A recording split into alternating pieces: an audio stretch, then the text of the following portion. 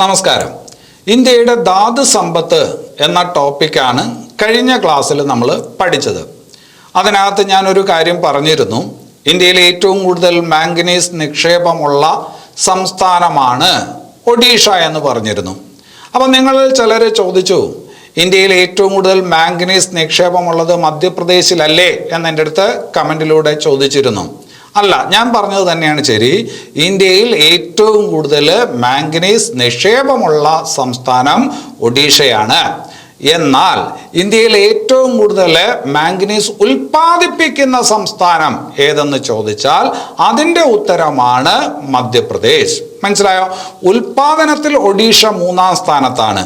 പക്ഷേ അതിൻ്റെ റിസർവിൽ മാംഗനീസ് നിക്ഷേപത്തിൽ ഒഡീഷ 1-ാം സ്ഥാനത്താണ്. അപ്പോൾ ആ സംശയം മാറിക്കാണുമെന്ന് വിചാരിക്കുന്നു. എന്നിട്ട് ആ കഴിഞ്ഞ ക്ലാസ്സിൽ അവസാനം പറഞ്ഞു, ഇന്ത്യയുടെ ധാതു സമ്പത്ത് എന്ന് പറയുന്ന ഈ ടോപ്പിക്ക് പൂർണ്ണമാകണമെങ്കിൽ ഇതിൻ്റെ കൂടെ നിങ്ങൾ ഇന്ത്യയുടെ വ്യവസായം എന്ന് പറയുന്ന ടോപ്പിക്ക് കൂടി പഠിക്കണം. ഇന്ത്യയുടെ വ്യവസായം എന്ന് പറയുന്ന ടോപ്പിക്ക് അത് പഠിക്കുമ്പോൾ പ്രധാനമായിട്ടും 2ആയിട്ട് തരംതിരിച്ചാണ് പഠിക്കുന്നത്. ഒന്ന് കാർഷിക അധിഷ്ഠിത വ്യവസായം, വേറൊന്ന് ധാതു അധിഷ്ഠിത വ്യവസായം. കാർഷിക അധിഷ്ഠിത വ്യവസായം എന്ന് പറയുമ്പോൾ അതിനകത്താണ് പരുത്തി വ്യവസായം വരുന്നത്, ചണം വ്യവസായം വരുന്നത്, പഞ്ചസാര വ്യവസായം വരുന്നത്. അതെല്ലാം കാർഷിക അധിഷ്ഠിത വ്യവസായങ്ങളാണ്. അതേസമയം ധാതു അധിഷ്ഠിത വ്യവസായം എന്ന് പറയുമ്പോൾ ഇരുമ്പുരുക്ക് വ്യവസായമൊക്കെ വരുന്നത് അതിനകത്താണ്. അപ്പോൾ അങ്ങനെ ആ വ്യവസായങ്ങളെ കുറിച്ച് കൂടി മനസ്സിലാക്കിയാൽ മാത്രമേ ഇന്ത്യയുടെ ധാതു സമ്പത്ത് എന്ന് പറയുന്ന ടോപ്പിക്ക് ശരിക്കും പൂർണ്ണമാകൂ എന്ന് പറഞ്ഞിരുന്നു. അതിൻ പ്രകാരമാണ് ഈ വീഡിയോ ചെയ്യുന്നത്. ശരിക്കും പറഞ്ഞ ഈ വീഡിയോ കുറച്ച് കാലം മുമ്പ് ചെയ്ത വീഡിയോ ആണ്. 2 ക്ലാസ് ആയിട്ടാണ് അന്ന് ചെയ്തത്. ഇപ്പോൾ ഒരുപാട് പേര് ഈ ക്ലാസ് ആവശ്യപ്പെടുന്നു. മുമ്പ് ചെയ്ത കാര്യം അവർക്ക് അറിയത്തില്ല. അതുകൊണ്ട് ഇത് രണ്ടും കൂടി ഒന്നിച്ചാക്കി ഒറ്റ വീഡിയോ ആയിട്ട് നിങ്ങളുടെ മുമ്പിൽ അവതരിപ്പിക്കുകയാണ്. ഈ ക്ലാസ് എന്ന് പറയുന്നത് ഇപ്പോൾ നടക്കുന്ന പരീക്ഷകളുടെ രീതിയിൽ തന്നെയാണ് അന്ന് കൈകാര്യം ചെയ്തിരുന്നത്. അതുകൊണ്ട് ഇതിനകത്തോട്ട് പുതിയ കാര്യങ്ങളൊന്നും ആഡ് ചെയ്യാനുമില്ല. അതുകൊണ്ട് ആ വീഡിയോ രണ്ടും കൂടെ ഒന്നിച്ച് ചേർത്ത് ഇപ്പോൾ നിങ്ങൾക്ക് തരികയാണ്. തീർച്ചയായിട്ടും ഈ വീഡിയോ നിങ്ങൾക്ക് ഗുണപ്പെടും. അപ്പോൾ ക്ലാസ്സിലോട്ട് പോവാം. ഞാൻ അജിത് സുമേരു. ഏവർക്കും ആസ്ഥ അക്കാഡമിയിലേക്ക് സ്വാഗതം.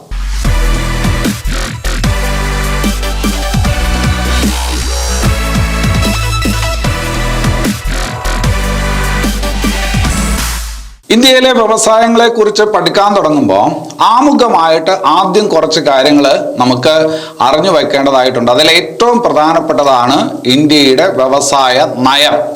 ആ വ്യവസായ നയത്തിൻ്റെ ലക്ഷ്യങ്ങൾ എന്താണ് എന്നൊക്കെ പരീക്ഷയ്ക്ക് ചോദിക്കാം. കാരണം പ്രസ്താവന രീതിയിലൊക്കെ ചോദ്യങ്ങൾ ഉണ്ടാവുന്ന ഒരു കാലമാണ്, അല്ലേ? അപ്പോൾ അതൊന്ന് മനസ്സിലാക്കി വയ്ക്കുന്നത് തീർച്ചയായിട്ടും നല്ലതായിരിക്കും. അപ്പോൾ ഇന്ത്യയുടെ വ്യവസായ നയത്തിൻ്റെ ലക്ഷ്യങ്ങളിൽ പരമപ്രധാനമായിട്ടുള്ള ഒന്ന് എന്താണെന്ന് ചോദിച്ചാൽ വ്യാവസായിക രംഗത്ത്, ഉൽപാദന രംഗത്ത് സുസ്ഥിരമായിട്ടുള്ള വളർച്ച കൈവരിക്കുക എന്നുള്ളത് പ്രധാനപ്പെട്ട ലക്ഷ്യങ്ങളിൽ ഒന്നാണ്. അതുപോലെ പ്രധാനപ്പെട്ടതാണ് നമ്മുടെ രാജ്യം ധാരാളം ജനസംഖ്യയുള്ള രാജ്യമാണ്. വേറൊരു വിധത്തിൽ പറഞ്ഞാൽ മാനവ വിഭവശേഷി ധാരാളമുള്ള രാജ്യമാണ്. ആ മാനവ വിഭവശേഷി നന്നായി ഉപയോഗപ്പെടുത്തിക്കൊണ്ട് വ്യാവസായിക രംഗത്ത്, ഉൽപാദന രംഗത്ത് പുരോഗതി ഉണ്ടാക്കുക, അതിലൂടെ തൊഴിലില്ലായ്മയ്ക്ക് ഒരളവ് വരെ പരിഹാരമുണ്ടാക്കുക എന്നുള്ളത് വ്യവസായ നയത്തിൻ്റെ ലക്ഷ്യങ്ങളിൽ പെടുന്നതാണ്.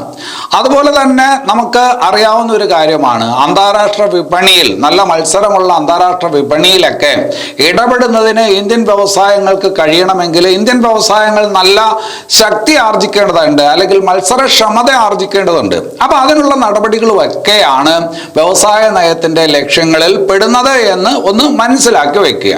ഇനി അത് കഴിഞ്ഞിട്ട് മറ്റൊരു ഭാഗത്തോട്ട് വന്നാൽ, സ്വതന്ത്ര ഇന്ത്യയിലെ ആദ്യത്തെ വ്യവസായ നയം പ്രഖ്യാപിക്കപ്പെട്ടത് എന്നാണ് എന്ന് ചോദിച്ചാൽ 1948 സ്വതന്ത്ര ഇന്ത്യയിലെ ആദ്യത്തെ വ്യവസായ നയം പ്രഖ്യാപിക്കപ്പെട്ടത് 1948 അല്ലെ? ഇന്ത്യ ഒരു മിശ്ര സമ്പദ് വ്യവസ്ഥയാണ് എന്ന് വിളംബരം ചെയ്യപ്പെടുന്ന വ്യവസായ നയം ഏതാണ് എന്നുള്ളത് നല്ല ചോദ്യമാണ്. 1948 വ്യവസായ നയമാണ്. ഇന്ത്യ ഒരു മിശ്ര സമ്പദ് വ്യവസ്ഥയാണ് എന്ന് അടിവരയിട്ട് പറയുന്ന വ്യവസായ നയം ഏത് എന്ന് ചോദിച്ചാൽ 1948 വ്യവസായ നയമാണ്. അത് കഴിഞ്ഞിട്ട് 1956 പിന്നീട് മറ്റൊരു വ്യവസായ നയം വന്നു. 1956 വ്യവസായ നയത്തിൽ നയത്തിന് ഒരുപാട് പ്രത്യേകതകളുണ്ട്.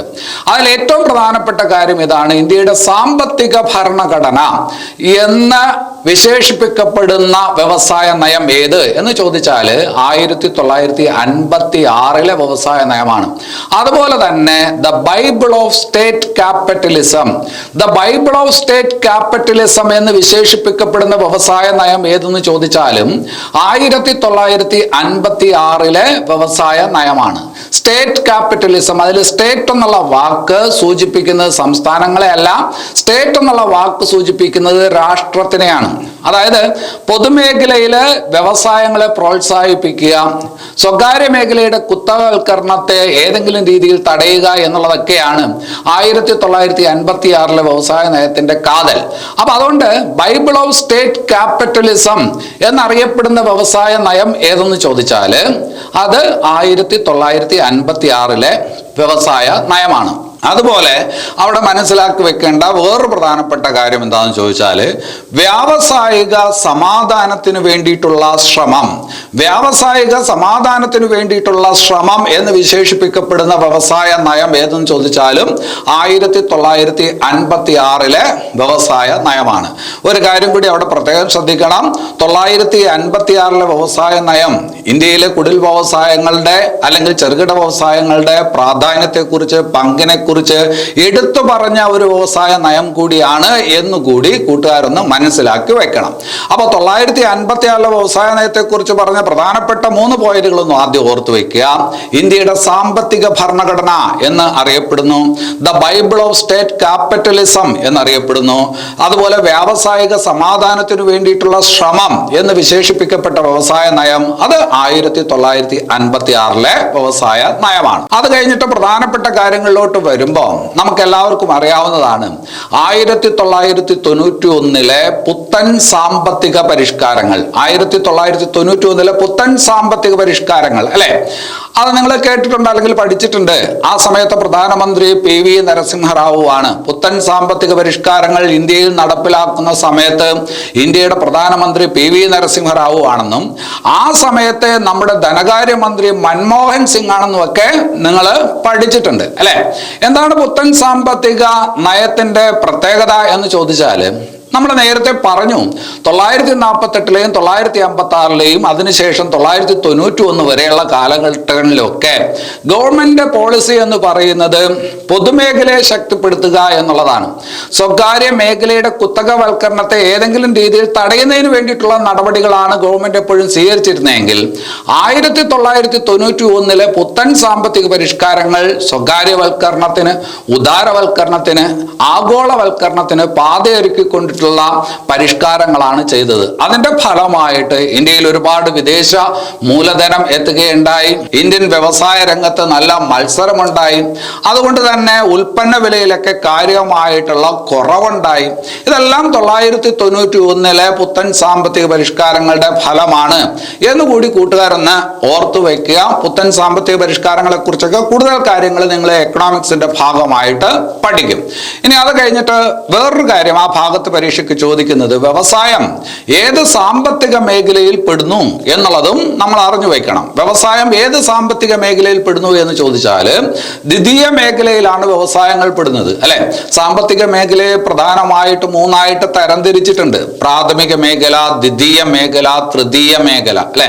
പ്രാഥമിക മേഖലയിൽ എന്താണ് വരുന്നത്? പ്രാഥമിക മേഖലയിൽ വരുന്നത് കൃഷിയാണ്, ഖനനമാണ്, മത്സ്യബന്ധനമാണ്. ഇതെല്ലാം വരുന്നത് പ്രാഥമിക മേഖലയിലാണ്. വ്യവസായം വരുന്നത് ദ്വിതീയ മേഖലയിലാണ് അല്ലെ. അതുപോലെ തന്നെ തൃതീയ മേഖല അഥവാ സേവന മേഖല, അതിനകത്താണ് ടെലികോം വരുന്നത്, ബാങ്കിങ് വരുന്നത്, ഇൻഷുറൻസ് വരുന്നത്, ഹെൽത്ത് പോലുള്ള കാര്യങ്ങളൊക്കെ വരുന്നത് ഇപ്പോ സേവന മേഖലയിലാണ് അല്ലെ. ഇന്ത്യക്ക് ഒരുപാട് വരുമാനം ഉണ്ടാക്കി കൊടുക്കുന്ന മേഖല ഏതെന്ന് ചോദിച്ചാൽ അത് സേവന മേഖലയാണ് അല്ലെങ്കിൽ തൃതീയ മേഖലയാണെന്ന് നിങ്ങൾ പഠിച്ചിട്ടുണ്ട്. അപ്പൊ അത്രയും കാര്യം കൂടി അവിടെ ഈ സമയത്തൊന്ന് ഓർത്തു വയ്ക്കണം. ഇനി അത് കഴിഞ്ഞിട്ട് ഇന്ത്യയിലെ വ്യവസായങ്ങളെ കുറിച്ച് ഗാന്ധിയുടെ ചിന്ത എങ്ങനെയായിരുന്നു, അല്ലെങ്കിൽ ഗാന്ധിയൻ കൺസെപ്റ്റ് എന്തായിരുന്നു എന്ന് കൂടി ഒന്ന് മനസ്സിലാക്കി വെക്കുന്നത് നല്ലതാണ്. ഇന്ത്യക്ക് പറ്റിയത് വൻകിട വ്യവസായങ്ങളല്ല, ഇന്ത്യക്ക് പറ്റിയത് ചെറുകിട വ്യവസായങ്ങളാണ്.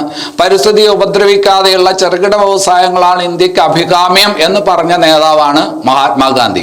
ചെറുകിട വ്യവസായങ്ങളെ, ഗ്രാമീണ വ്യവസായങ്ങളെ ശക്തിപ്പെടുത്തിക്കൊണ്ട് ഗ്രാമസ്വരാജ് എന്ന് പറയുന്ന, അതായത് സ്വയം പര്യാപ്തമായിട്ടുള്ള ഗ്രാമജീവിതം അല്ലെങ്കിൽ ഗ്രാമീണ റിപ്പബ്ലിക്കുകളുടെ കൂട്ടമൊക്കെ സൃഷ്ടിക്കുക എന്നുള്ള ലക്ഷ്യമുണ്ടായിരുന്ന നേതാവാണ് ഗാന്ധിജി എന്ന് നിങ്ങൾക്ക് അറിയാം. അതുകൊണ്ട് നമുക്ക് വേണമെങ്കിൽ ഇങ്ങനെ പറയാം, ചെറുകിട വ്യവസായങ്ങളുടെ ബ്രാൻഡ് അംബാസഡർ ആയിട്ട് കരുതുന്ന അല്ലെങ്കിൽ വിശേഷിപ്പിക്കാവുന്ന നേതാവാണ് മഹാത്മാഗാന്ധി എന്ന് നമുക്ക് പറയാം. ഇവിടെ വേറൊരു കാര്യം കൂടി നിങ്ങളൊന്ന് ഓർത്തു വെക്കണം. ഗ്രാമീണ മേഖലയിൽ കൃഷി, അതുപോലെ തന്നെ ചെറുകിട വ്യവസായം എന്നിവയെ പ്രോത്സാഹിപ്പിക്കാൻ വേണ്ടി രൂപീകരിക്കപ്പെട്ട ബാങ്കാണ് നബാർഡ് എന്ന് കൂടി ഓർത്തു വെക്കണം. എങ്ങനെയാണ്? ഗ്രാമീണ മേഖലയിൽ കൃഷി, വ്യവസായം എന്നിവയെ പ്രോത്സാഹിപ്പിക്കുന്നതിന് വേണ്ടിയിട്ട് 982 വർഷം പ്രധാനമാണ്, 982 രൂപം കൊണ്ട ബാങ്കാണ് നബാർഡ്. അല്ലെ, നബാർഡ് രൂപീകരിക്കുന്നതിന് കാരണമായ ഒരു കമ്മിറ്റി ഉണ്ട്, ശിവരാമൻ കമ്മിറ്റി. അതും പരീക്ഷയ്ക്ക് ചോദിച്ചിട്ടുണ്ട്. ശിവരാമൻ കമ്മിറ്റിയുടെ നിർദ്ദേശപ്രകാരം രൂപീകരിക്കപ്പെട്ടത് എന്താണെന്ന് ചോദിച്ചാൽ നബാർഡാണ്. അപ്പൊ അത്രയും കാര്യങ്ങൾ പ്രാഥമികമായിട്ടൊന്ന് മനസ്സിലാക്കി വെക്കുക. ഇനി നമുക്ക് വ്യവസായങ്ങളിലോട്ട് വരാം. വ്യവസായങ്ങളുടെ കാര്യം പറയുമ്പോൾ പ്രധാനമായിട്ടും വ്യവസായങ്ങളെ രണ്ടായിട്ട് തരംതിരിച്ച് നമുക്ക് പഠിക്കാനായിട്ട് പറ്റും. ഒന്ന് കാർഷിക അധിഷ്ഠിത വ്യവസായം, വേറൊന്ന് ധാതു അധിഷ്ഠിത വ്യവസായം. അതിൽ ആദ്യം നമുക്ക് കാർഷിക അധിഷ്ഠിത വ്യവസായങ്ങളിലോട്ട് വരാം. കാർഷിക അധിഷ്ഠിത വ്യവസായങ്ങളിൽ ആദ്യം നമുക്ക് പഠിക്കേണ്ടത് പരുത്തി വ്യവസായത്തെ കുറിച്ചാണ്. പരുത്തി വ്യവസായത്തെ കുറിച്ച് പറയുമ്പോൾ തന്നെ നമുക്ക് അറിയാവുന്ന കാര്യമാണ്. ഇന്ത്യയിൽ ഏറ്റവും പഴക്കമുള്ള വ്യവസായം എന്ന് ചോദിച്ചാൽ പരുത്തി വ്യവസായമാണ്. ഏറ്റവും പഴക്കമുള്ള വ്യവസായം, ഇന്ത്യയിലെ ഏറ്റവും വലിയ കാർഷിക അധിഷ്ഠിത വ്യവസായം, അല്ലെ, ഇന്ത്യയിലെ ഏറ്റവും പഴക്കമുള്ള വ്യവസായമാണ്, ഇന്ത്യയിലെ ഏറ്റവും വലിയ കാർഷിക അധിഷ്ഠിത വ്യവസായമാണ്. അതുപോലെ തന്നെ ഇന്ത്യയിൽ ഒരുപാട് പേർക്ക് തൊഴിൽ നൽകുന്ന വ്യവസായം ഏത് എന്ന് ചോദിച്ചാലും ഏതാണ്? അത് പരുത്തി വ്യവസായമാണ്. അപ്പൊ അത്രയും കാര്യങ്ങൾ അവിടെ ആദ്യം ഓർക്കണം പരുത്തി വ്യവസായം പഠിക്കാൻ തുടങ്ങുമ്പോൾ. അതുപോലെ തന്നെ നിങ്ങൾ പഠിച്ചിട്ടുണ്ട് പരുത്തിയുടെ വീട് എന്നറിയപ്പെടുന്ന രാജ്യം ഏത്? പരുത്തിയുടെ വീട് എന്നറിയപ്പെടുന്ന രാജ്യം ഏതാണ്? ഇന്ത്യയാണ്. അങ്ങനെ പഠിക്കുമ്പോൾ തെറ്റ് പറ്റരുത്. ലോകത്തെ ഏറ്റവും കൂടുതൽ പരുത്തി ഉൽപ്പാദിപ്പിക്കുന്ന രാജ്യം പക്ഷേ ചൈനയാണ്. ലോകത്തെ ഏറ്റവും കൂടുതൽ പരുത്തി ഉൽപ്പാദിപ്പിക്കുന്ന രാജ്യം എന്ന് ചോദിച്ചാൽ ചൈനയാണ്. പരുത്തിയുടെ ഉൽപാദനത്തിൽ 2ാം സ്ഥാനത്ത് നിൽക്കുന്ന രാജ്യമാണ് ഇന്ത്യ. 3ാം സ്ഥാനത്ത് അമേരിക്കയാണ്. അത് ഓർത്തോണം. ഇന്ത്യയിലെ ഏറ്റവും കൂടുതൽ പരുത്തി ഉൽപ്പാദിപ്പിക്കുന്ന സംസ്ഥാനം എന്ന് ചോദിച്ചാൽ അത് ഗുജറാത്താണ്. ഇന്ത്യയിൽ ഏറ്റവും കൂടുതൽ പരുത്തി ഉൽപ്പാദിപ്പിക്കുന്ന സംസ്ഥാനം ഗുജറാത്താണ്. എന്നാൽ ഏറ്റവും കൂടുതൽ പരുത്തി മില്ലുകളുള്ള സംസ്ഥാനം എന്ന് ചോദിച്ചാൽ മഹാരാഷ്ട്രയാണ്. അപ്പോൾ പരുത്തിയുടെ ഉൽപാദനത്തിൽ അടുത്തടുത്ത് നിൽക്കുന്ന 2 സംസ്ഥാനങ്ങൾ തന്നെയാണ് ഗുജറാത്തും മഹാരാഷ്ട്രയും. പരുത്തി ഏറ്റവും കൂടുതൽ ഉൽപ്പാദിപ്പിക്കുന്നത് ഏതെന്ന് ചോദിച്ചാൽ ഗുജറാത്ത്. പരുത്തി മില്ലുകൾ കൂടുതലുള്ളത് എവിടെയെന്ന് ചോദിച്ചാൽ എവിടെയാണ്? അത് മഹാരാഷ്ട്രയിലാണ്. മഹാരാഷ്ട്രയിലെ ഒരു പട്ടണം, ആ പട്ടണമാണ് മുംബൈ. മഹാരാഷ്ട്രയിലെ ഒരു പട്ടണം മുംബൈ. ആ മുംബൈയെ പറയാറുണ്ട്, മുംബൈയെ വിശേഷിപ്പിക്കാറുണ്ട് ഇന്ത്യയുടെ കോട്ടണോപോളിസ്. ഇന്ത്യയുടെ കോട്ടണോപോളിസ് എന്ന് വിശേഷിപ്പിക്കപ്പെടുന്ന പട്ടണം എന്ന് ചോദിച്ചാൽ മുംബൈയാണ്. കോട്ടണോപോളിസ് എന്ന് പൊതുവെ വിശേഷിപ്പിക്കപ്പെടുന്നത് മാഞ്ചസ്റ്റർ എന്ന് പറയുന്ന പട്ടണത്തിനെയാണ്. മാഞ്ചസ്റ്റർ എന്ന് പറയുന്ന പട്ടണം ടെക്സ്റ്റൈൽ വ്യവസായത്തിന് പേരുകേട്ട പട്ടണമാണ്. അതെവിടെയാണ്? അത് ഇംഗ്ലണ്ടിലാണ്. ഇന്ത്യയിലെ കോട്ടണോപോളിസ് എന്നറിയപ്പെടുന്ന സ്ഥലം ഏത് എന്ന് ചോദിച്ചാൽ അത് മുംബൈയാണ്. അതേസമയം ഇന്ത്യയുടെ മാഞ്ചസ്റ്റർ എന്ന് വിളിക്കപ്പെടുന്ന പട്ടണം, ടെക്സ്റ്റൈൽ വ്യവസായത്തിന്റെ പ്രാധാന്യം കൊണ്ട് ഇന്ത്യയിലെ മാഞ്ചസ്റ്റർ എന്ന് വിളിക്കപ്പെടുന്ന പട്ടണം എന്ന് ചോദിച്ചാൽ അത് അഹമ്മദാബാദ് ആണ്. അതേസമയം ദക്ഷിണേന്ത്യയുടെ മാഞ്ചസ്റ്റർ എന്നറിയപ്പെടുന്ന പട്ടണം എന്ന് ചോദിച്ചാൽ കോയമ്പത്തൂരാണ്. വടക്കേ ഇന്ത്യയുടെ മാഞ്ചസ്റ്റർ എന്നറിയപ്പെടുന്ന പട്ടണം എന്ന് ചോദിച്ചാൽ, അല്ലെങ്കിൽ UPയുടെ മാഞ്ചസ്റ്റർ എന്നറിയപ്പെടുന്ന പട്ടണം എന്ന് ചോദിച്ചാൽ അത് കാൺപൂരാണ്. അങ്ങോട്ടും ഇങ്ങോട്ടും തിരിഞ്ഞു പോകരുത്. ഇന്ത്യയുടെ മാഞ്ചസ്റ്റർ എന്നറിയപ്പെടുന്ന പട്ടണം അതേതാണ്? അഹമ്മദാബാദ്. ഇന്ത്യയുടെ കോട്ടണോപോളിസ് അത് മുംബൈ. ദക്ഷിണ ഇന്ത്യയുടെ മാഞ്ചസ്റ്റർ അത് കോയമ്പത്തൂർ. വടക്കേ ഇന്ത്യയുടെ അല്ലെങ്കിൽ UP-യുടെ മാഞ്ചസ്റ്റർ എന്നറിയപ്പെടുന്നത് കാൺപൂർ ആണ്. അപ്പൊ ഇത്രയും കാര്യം ഒന്ന് ഓർത്തു വെക്കണം. അതുപോലെ പ്രധാനപ്പെട്ട കാര്യമാണ് നമ്മുടെ പരുത്തിയെ പൊതുവെ പറയും എങ്ങനെയാണ്, യൂണിവേഴ്സൽ ഫൈബർ. യൂണിവേഴ്സൽ ഫൈബർ എന്നറിയപ്പെടുന്ന നാര് ഏതാണ്? അത് പരുത്തിയാണ് എന്നുകൂടി ഓർത്തു വെക്കണം. പരീക്ഷയ്ക്ക് ഒരുപാട് തവണ ചോദിച്ചിട്ടുണ്ട്. ഇനി അത് കഴിഞ്ഞിട്ട് പരുത്തി വ്യവസായമൊക്കെ പണ്ടേ ഉണ്ടായിരുന്നതാണ്. പക്ഷെ ആധുനിക രീതിയിൽ ഇന്ത്യയിൽ പരുത്തി വ്യവസായം ആരംഭിക്കുന്നത് എവിടെയാണ് എന്നാണ് എന്ന് ചോദിച്ചാൽ കൽക്കട്ടയിലാണ്. 1818 അപ്പൊ ആധുനിക രീതിയിൽ ഇന്ത്യയിൽ പരുത്തി വ്യവസായത്തിന് തുടക്കം എവിടെയാണ്? കൽക്കട്ടയിലാണ്. കൽക്കട്ടയിൽ 1818 ചിലപ്പോൾ കൽക്കട്ട എന്ന് ചോയ്സ് തരത്തില്ല. കൽക്കട്ടയ്ക്ക് അടുത്തുള്ള സ്ഥലം, ആ സ്ഥലത്തിന്റെ പേര് ഫോർട്ട് ഗ്ലോസ്റ്റർ എന്നാണ്. അപ്പോ ഇന്ത്യയിൽ ആധുനിക രീതിയിൽ പരുത്തി വ്യവസായത്തിന് തുടക്കം കുറിക്കപ്പെട്ടത് കൽക്കട്ടയ്ക്കടുത്ത് ഫോർട്ട് ഗ്ലോസ്റ്റർ എന്ന് പറയുന്ന സ്ഥലത്താണ്. എന്നാൽ പിള്ളേരുടെ പുസ്തകങ്ങളിലൊക്കെ കൊടുത്തിട്ടുള്ള മറ്റൊരു പ്രധാനപ്പെട്ട കാര്യമുണ്ട്. ഇന്ത്യയിൽ വൻതോതിൽ പരുത്തി വ്യവസായത്തിന് തുടക്കം കുറിക്കപ്പെട്ടത് 1854 മുംബൈയിൽ ഒരു പരുത്തി മിൽ സ്ഥാപിച്ചതോടു കൂടിയാണ് എന്ന് പിള്ളേരുടെ പുസ്തകത്തിൽ പറയുന്നുണ്ട്. അപ്പൊ രണ്ട് കാര്യങ്ങൾ എങ്ങനെയാണ്, ചെറിയ വ്യത്യാസമുണ്ട്. എന്താണ്? ഇന്ത്യയിലെ പരുത്തി വ്യവസായത്തിന്, ആധുനിക രീതിയിലുള്ള പരുത്തി വ്യവസായത്തിന് തുടക്കം കുറിക്കപ്പെട്ടത് കൽക്കട്ടയ്ക്കടുത്ത് ഫോർട്ട് ഗ്ലോസ്റ്ററിലാണ്. അതേസമയം വൻതോതിൽ ഇന്ത്യയിൽ പരുത്തി വ്യവസായത്തിന് തുടക്കം കുറിക്കപ്പെട്ടത് 1854 ഒരു വൻകിട മില്ല് എവിടെ സ്ഥാപിച്ചതോടുകൂടിയാണ്? മുംബൈയിൽ സ്ഥാപിച്ചതോടുകൂടിയാണ് എന്നുകൂടി കൂട്ടുകാരൊന്ന് മനസ്സിലാക്കി വെക്കണം. ഇനി നമുക്ക് പരുത്തി കൃഷിയിലോട്ട് വരാം. പരുത്തി കൃഷിയിലോട്ട് വരുമ്പോൾ നിങ്ങൾക്കൊക്കെ അറിയാവുന്ന കാര്യമാണ്, പരുത്തി എന്ന് പറയുന്നത് ഒരു ഖാരീഫ് വിളയാണ്. പരുത്തി ഒരു ഖാരീഫ് വിളയാണ് എന്ന് നിങ്ങൾക്ക് എല്ലാവർക്കും അറിയാം. ഇന്ത്യയിൽ ധാരാളമായിട്ട് പരുത്തി കൃഷി ചെയ്യപ്പെടുന്നത് ഉപദ്വീപീയ പീഠഭൂമി പ്രദേശത്ത്, ഡെക്കാൻ പീഠഭൂമി പ്രദേശത്താണെന്ന് അറിയാം. ഡെക്കാൻ പീഠഭൂമി പ്രദേശത്തിന്റെ പ്രത്യേകത നിങ്ങൾക്ക് അറിയാം. അവിടെ ധാരാളമായിട്ട് കറുത്ത മണ്ണുണ്ട്, അല്ലെ? ധാരാളമായിട്ട് കറുത്ത മണ്ണുണ്ട്. കറുത്ത മണ്ണിനെ നമ്മൾ പരുത്തി മണ്ണ് എന്ന് വിളിക്കാറുണ്ട്. പരുത്തി മണ്ണ് റിഗർ മണ്ണ് എന്നും അറിയപ്പെടും. കാരണം റിഗർ മണ്ണ് ബസാൾട്ട് ശിലകൾ പൊടിഞ്ഞുണ്ടാകുന്ന മണ്ണ്. റിഗർ മണ്ണ്, കറുത്ത മണ്ണ്, പരുത്തി മണ്ണ് എല്ലാം ഒന്ന് തന്നെയാണ്. അപ്പൊ പരുത്തി കൃഷിക്ക് ഏറ്റവും അനുയോജ്യമായിട്ടുള്ള മണ്ണാണ് കറുത്ത മണ്ണ് എന്ന് കൂട്ടുകാര് മനസ്സിലാക്കി വെക്കണം. ഈ കറുത്ത മണ്ണിനൊരു പ്രത്യേകതയുണ്ട്. എന്താണെന്ന് ചോദിച്ചു കഴിഞ്ഞാൽ ജലാംശത്തെ നിലനിർത്താനുള്ള ശേഷി മറ്റേത് മണ്ണിനങ്ങളെക്കാളും കൂടുതലുള്ളത് കറുത്ത മണ്ണിനെയാണ്. വാട്ടർ റീറ്റെയിനിങ് കപ്പാസിറ്റി, ജലാംശം നിലനിർത്താനുള്ള ശേഷി ഏറ്റവും കൂടുതലുള്ള ഇന്ത്യയിലെ മണ്ണിനം ഏത് എന്ന് ചോദിച്ചാൽ അത് ഏത് മണ്ണിനമാണ്? അത് കറുത്ത മണ്ണാണ്. അതുകൊണ്ട് തന്നെ പരുത്തി കൃഷിക്ക് ഒരുപാട് ജലലഭ്യത ആവശ്യമില്ല. സാധാരണ കൃഷിക്കൊക്കെ ജലം ഒരു പ്രധാനപ്പെട്ട ഘടകമാണ്.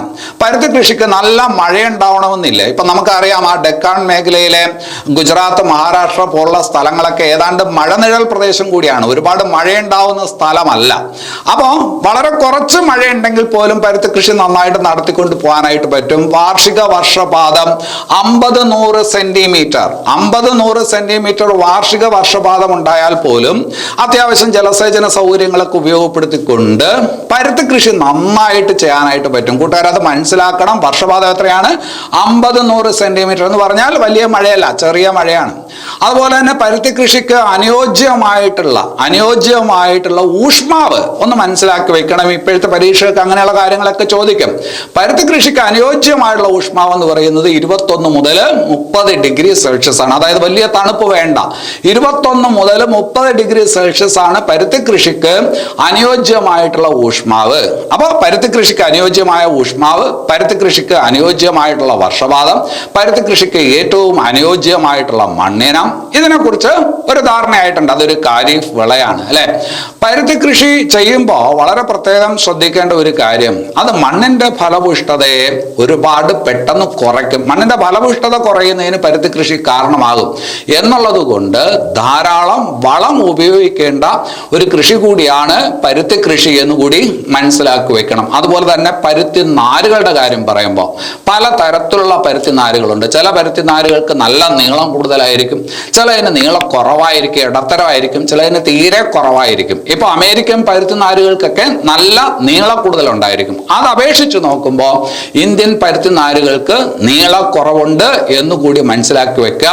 പിള്ളേരുടെ പുസ്തകത്തിൽ പഠിക്കാൻ പ്രത്യേകം കൊടുത്തിരിക്കുന്ന കാര്യമാണ്, അതുകൊണ്ടാണ് എടുത്ത് പറഞ്ഞത്. അപ്പോൾ ഇത്രയും കാര്യം നിങ്ങൾ പരുത്തി വ്യവസായവുമായി ബന്ധപ്പെട്ട് മനസ്സിലാക്കി വയ്ക്കുക. ഇനി അത് കഴിഞ്ഞിട്ട് മറ്റൊരു ഭാഗത്തോട്ട് വരാം. പഞ്ചസാര വ്യവസായം ഇന്ത്യയിലെ ഏറ്റവും വലിയ കാർഷിക അധിഷ്ഠിത വ്യവസായമാണ് പരുത്തി വ്യവസായം എന്ന് പറഞ്ഞു അല്ലെ.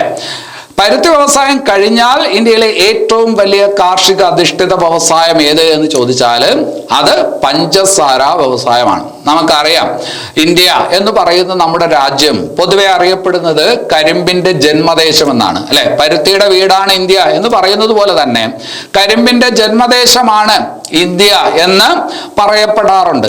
അതുപോലെ തന്നെ നമുക്കറിയാം, ലോകത്ത് കരിമ്പിന്റെ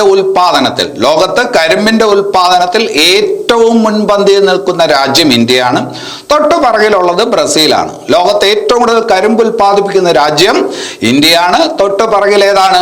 ബ്രസീലാണ്. ഇനി കരിമ്പിന്റെ കാര്യം പറയുമ്പോൾ ഇന്ത്യയിൽ ഏറ്റവും കൂടുതൽ കരിമ്പ് ഉൽപ്പാദിപ്പിക്കുന്ന സംസ്ഥാനങ്ങൾ എന്ന് പറയുമ്പോൾ ഒന്ന് അത് ഉത്തർപ്രദേശാണ്, രണ്ട് മഹാരാഷ്ട്രയാണ്.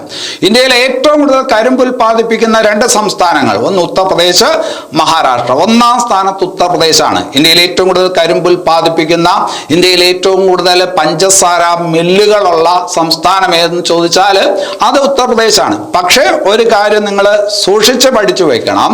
ഇന്ത്യയിലെ ആദ്യത്തെ പഞ്ചസാര മിൽ ആധുനിക രീതിയിലുള്ള ഇന്ത്യയിലെ ആദ്യത്തെ പഞ്ചസാര മിൽ സ്ഥാപിക്കപ്പെട്ടത് എവിടെയെന്ന് ചോദിച്ചാൽ യുപിയിലോ മഹാരാഷ്ട്രയിലോ അല്ല, അത് ബീഹാറിലാണ് എന്നുകൂടി പഠിച്ചു വെക്കണം. ഇന്ത്യയിലെ ആദ്യത്തെ പഞ്ചസാര മിൽ സ്ഥാപിക്കപ്പെട്ട എവിടെയും ചോദിച്ചാൽ അത് എവിടെയാണ്? അത് ബീഹാറിലാണ്. ഇനി പഞ്ചസാര പറഞ്ഞു, പഞ്ചസാര അതായത് കരിമ്പിന്റെ ജന്മദേശമാണ് ഇന്ത്യ എന്ന് പറഞ്ഞു അല്ലെ. പഞ്ചസാര അഥവാ ഷുഗർ എന്നുള്ളത് ഇംഗ്ലീഷ് വാക്കാണ്. ഈ വാക്ക് ഉണ്ടായത് തന്നെ സംസ്കൃത പദത്തിൽ നിന്നാണ് ഷുഗർ എന്നുള്ള വാക്ക് ഉണ്ടായത് പോലും. നമ്മുടെ അഥർവ വേദത്തിലൊക്കെ പഞ്ചസാര നിർമ്മാണവുമായി ബന്ധപ്പെട്ട കാര്യങ്ങളൊക്കെ പ്രതിപാദിക്കുന്നുണ്ട്. അങ്ങനെ ഇത്രയും പഴക്കമുള്ള ഒരു വ്യവസായമാണ് ഇന്ത്യയിൽ പഞ്ചസാര. അതിന്റെ ഉപയോഗമൊക്കെ ഇന്ത്യക്കാർക്ക് പണ്ടേ അറിയാമായിരുന്നു. ആധുനിക രീതിയിലൊക്കെ വരുന്നത് പിന്നീടാണ്. ആദ്യം വന്നത് ബീഹാറിലാണ്. ഇനി അത് കഴിഞ്ഞിട്ട് പഞ്ചസാര അതിന്റെ കാര്യം പറയുമ്പോൾ കരിമ്പ് കൃഷിയെ കുറിച്ച് കൂടി ഒന്ന് മനസ്സിലാക്കി വെക്കാം. കരിമ്പ് കൃഷിയെ കുറിച്ച് പറയുമ്പോൾ അതിനും ഒരു ഊഷ്മാവ് ആവശ്യമാണ്. അതിന് വേണ്ട ഒരു ഓപ്റ്റിമം ടെമ്പറേച്ചർ എത്രയാണെന്ന് ചോദിച്ചാൽ 21 മുതൽ 27 ഡിഗ്രി സെൽഷ്യസ് ആണ് കരിമ്പ് കൃഷിക്ക് ഏറ്റവും അനുയോജ്യമായിട്ടുള്ള ഊഷ്മാവ്. കരിമ്പ് എന്ന് പറയുന്നത് ഒരു ഉഷ്ണമേഖല ഉപോഷ്ണമേഖല വിളയാണ് എന്ന് നമ്മൾ പറയും. അതായത് ഉഷ്ണമേഖലാ പ്രദേശത്തും അതുപോലെ മിതോഷ്ണ മേഖലാ പ്രദേശത്തും കൃഷി ചെയ്യുന്ന ഒരു വിളയാണ് ഏത്? കരിമ്പും ഒരു ഖാരീഫ് വിളയാണ് എന്ന് നിങ്ങൾക്ക് അറിയാം. പരുത്തി ഒരു ഖാരീഫ് വിളയാണെന്ന് പറഞ്ഞതുപോലെ കരിമ്പും ഒരു ഖാരീഫ് വിളയാണ്. അപ്പോൾ ഉഷ്ണമേഖലാ പ്രദേശത്തും മിതോഷ്ണ മേഖലാ പ്രദേശത്തും പൊതുവെ കൃഷി ചെയ്യപ്പെടുന്ന കരിമ്പ് അതിന് വേണ്ട ഏറ്റവും അനുകൂലമായുള്ള ഊഷ്മാവ് എന്ന് പറയുന്നത് 21 മുതൽ 27 ഡിഗ്രി സെൽഷ്യസ് ആണ്. അതിന് വേണ്ട വർഷപാതം, അതിന് വേണ്ട മഴ എന്ന് പറയുന്നത് 100 മുതൽ 150 സെന്റിമീറ്റർ ആണ്.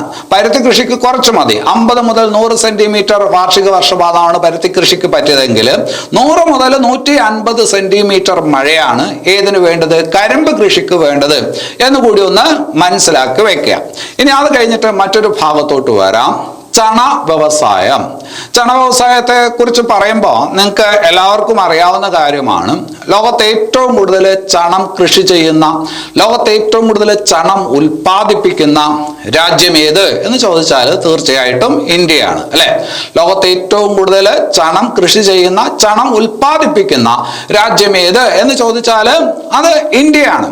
അതേസമയം ലോകത്തെ ഏറ്റവും കൂടുതൽ ചണം കയറ്റുമതി ചെയ്യുന്ന രാജ്യം ഏതെന്ന് ചോദിച്ചാൽ ഇന്ത്യയല്ല. ലോകത്തെ ഏറ്റവും കൂടുതൽ ചണം കയറ്റുമതി ചെയ്യുന്ന രാജ്യം ഏതെന്ന് ചോദിച്ചാൽ ചണ ഉൽപാദനത്തിലും കൃഷിയിലും 2ാം സ്ഥാനത്ത് നിൽക്കുന്ന ബംഗ്ലാദേശ് ആണെന്ന് പറയണം. അപ്പോൾ ചണം ഉൽപ്പാദിപ്പിക്കുന്നത് ഇന്ത്യയാണ്. ചണം ഏറ്റവും കൂടുതൽ കയറ്റുമതി ചെയ്യുന്നത് ഏത് രാജ്യമെന്ന് ചോദിച്ചാൽ അത് ബംഗ്ലാദേശ് ആണ്. ഇന്ത്യയിലെ ഏറ്റവും കൂടുതൽ ചണ മില്ലുകളുള്ളത് ഏത് സംസ്ഥാനത്താണ്?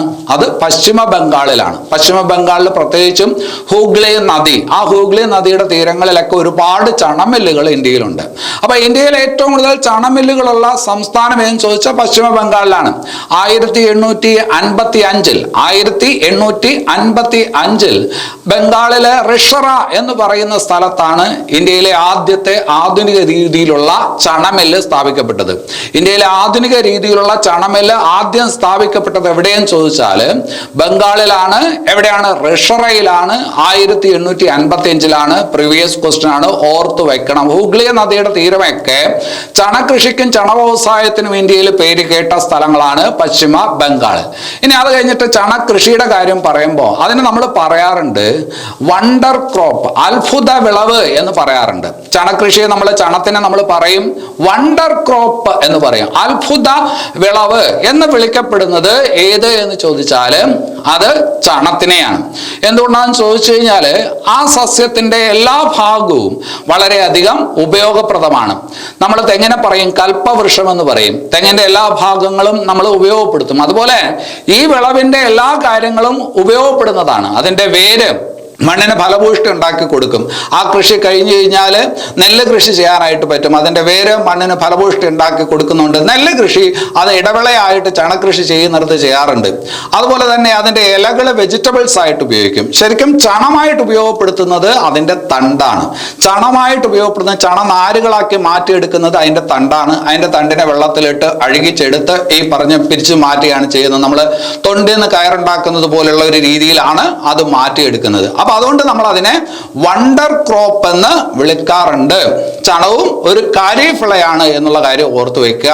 ചണത്തിനെ സംബന്ധിച്ചിടത്തോളം, ചണ വ്യവസായത്തെ സംബന്ധിച്ചിടത്തോളം ജലസാന്നിധ്യം വളരെ അത്യാവശ്യമാണ്. കാരണം ഇതിനെ അടുക്കി എടുക്കണമെങ്കിൽ ജലസാന്നിധ്യം അത്യാവശ്യമാണ് എന്ന് കൂടി അവിടെ മനസ്സിലാക്കി വെക്കുക. ഇനി അത് കഴിഞ്ഞിട്ട് മറ്റൊരു വ്യവസായത്തിലോട്ട് വരാം. പട്ടുനൂൽ വ്യവസായം. എന്താണ്? പട്ടുനൂൽ വ്യവസായം.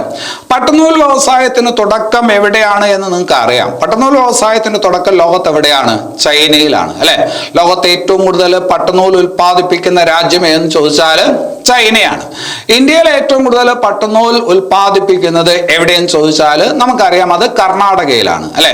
അത് കാപ്പി ആയാലും ചന്ദനമായാലും പട്ടുനൂലായാലും ഇന്ത്യയിൽ ഏറ്റവും കൂടുതൽ ഉൽപ്പാദിപ്പിക്കുന്ന സംസ്ഥാനം ഏതാണ്? കർണാടകമാണ്.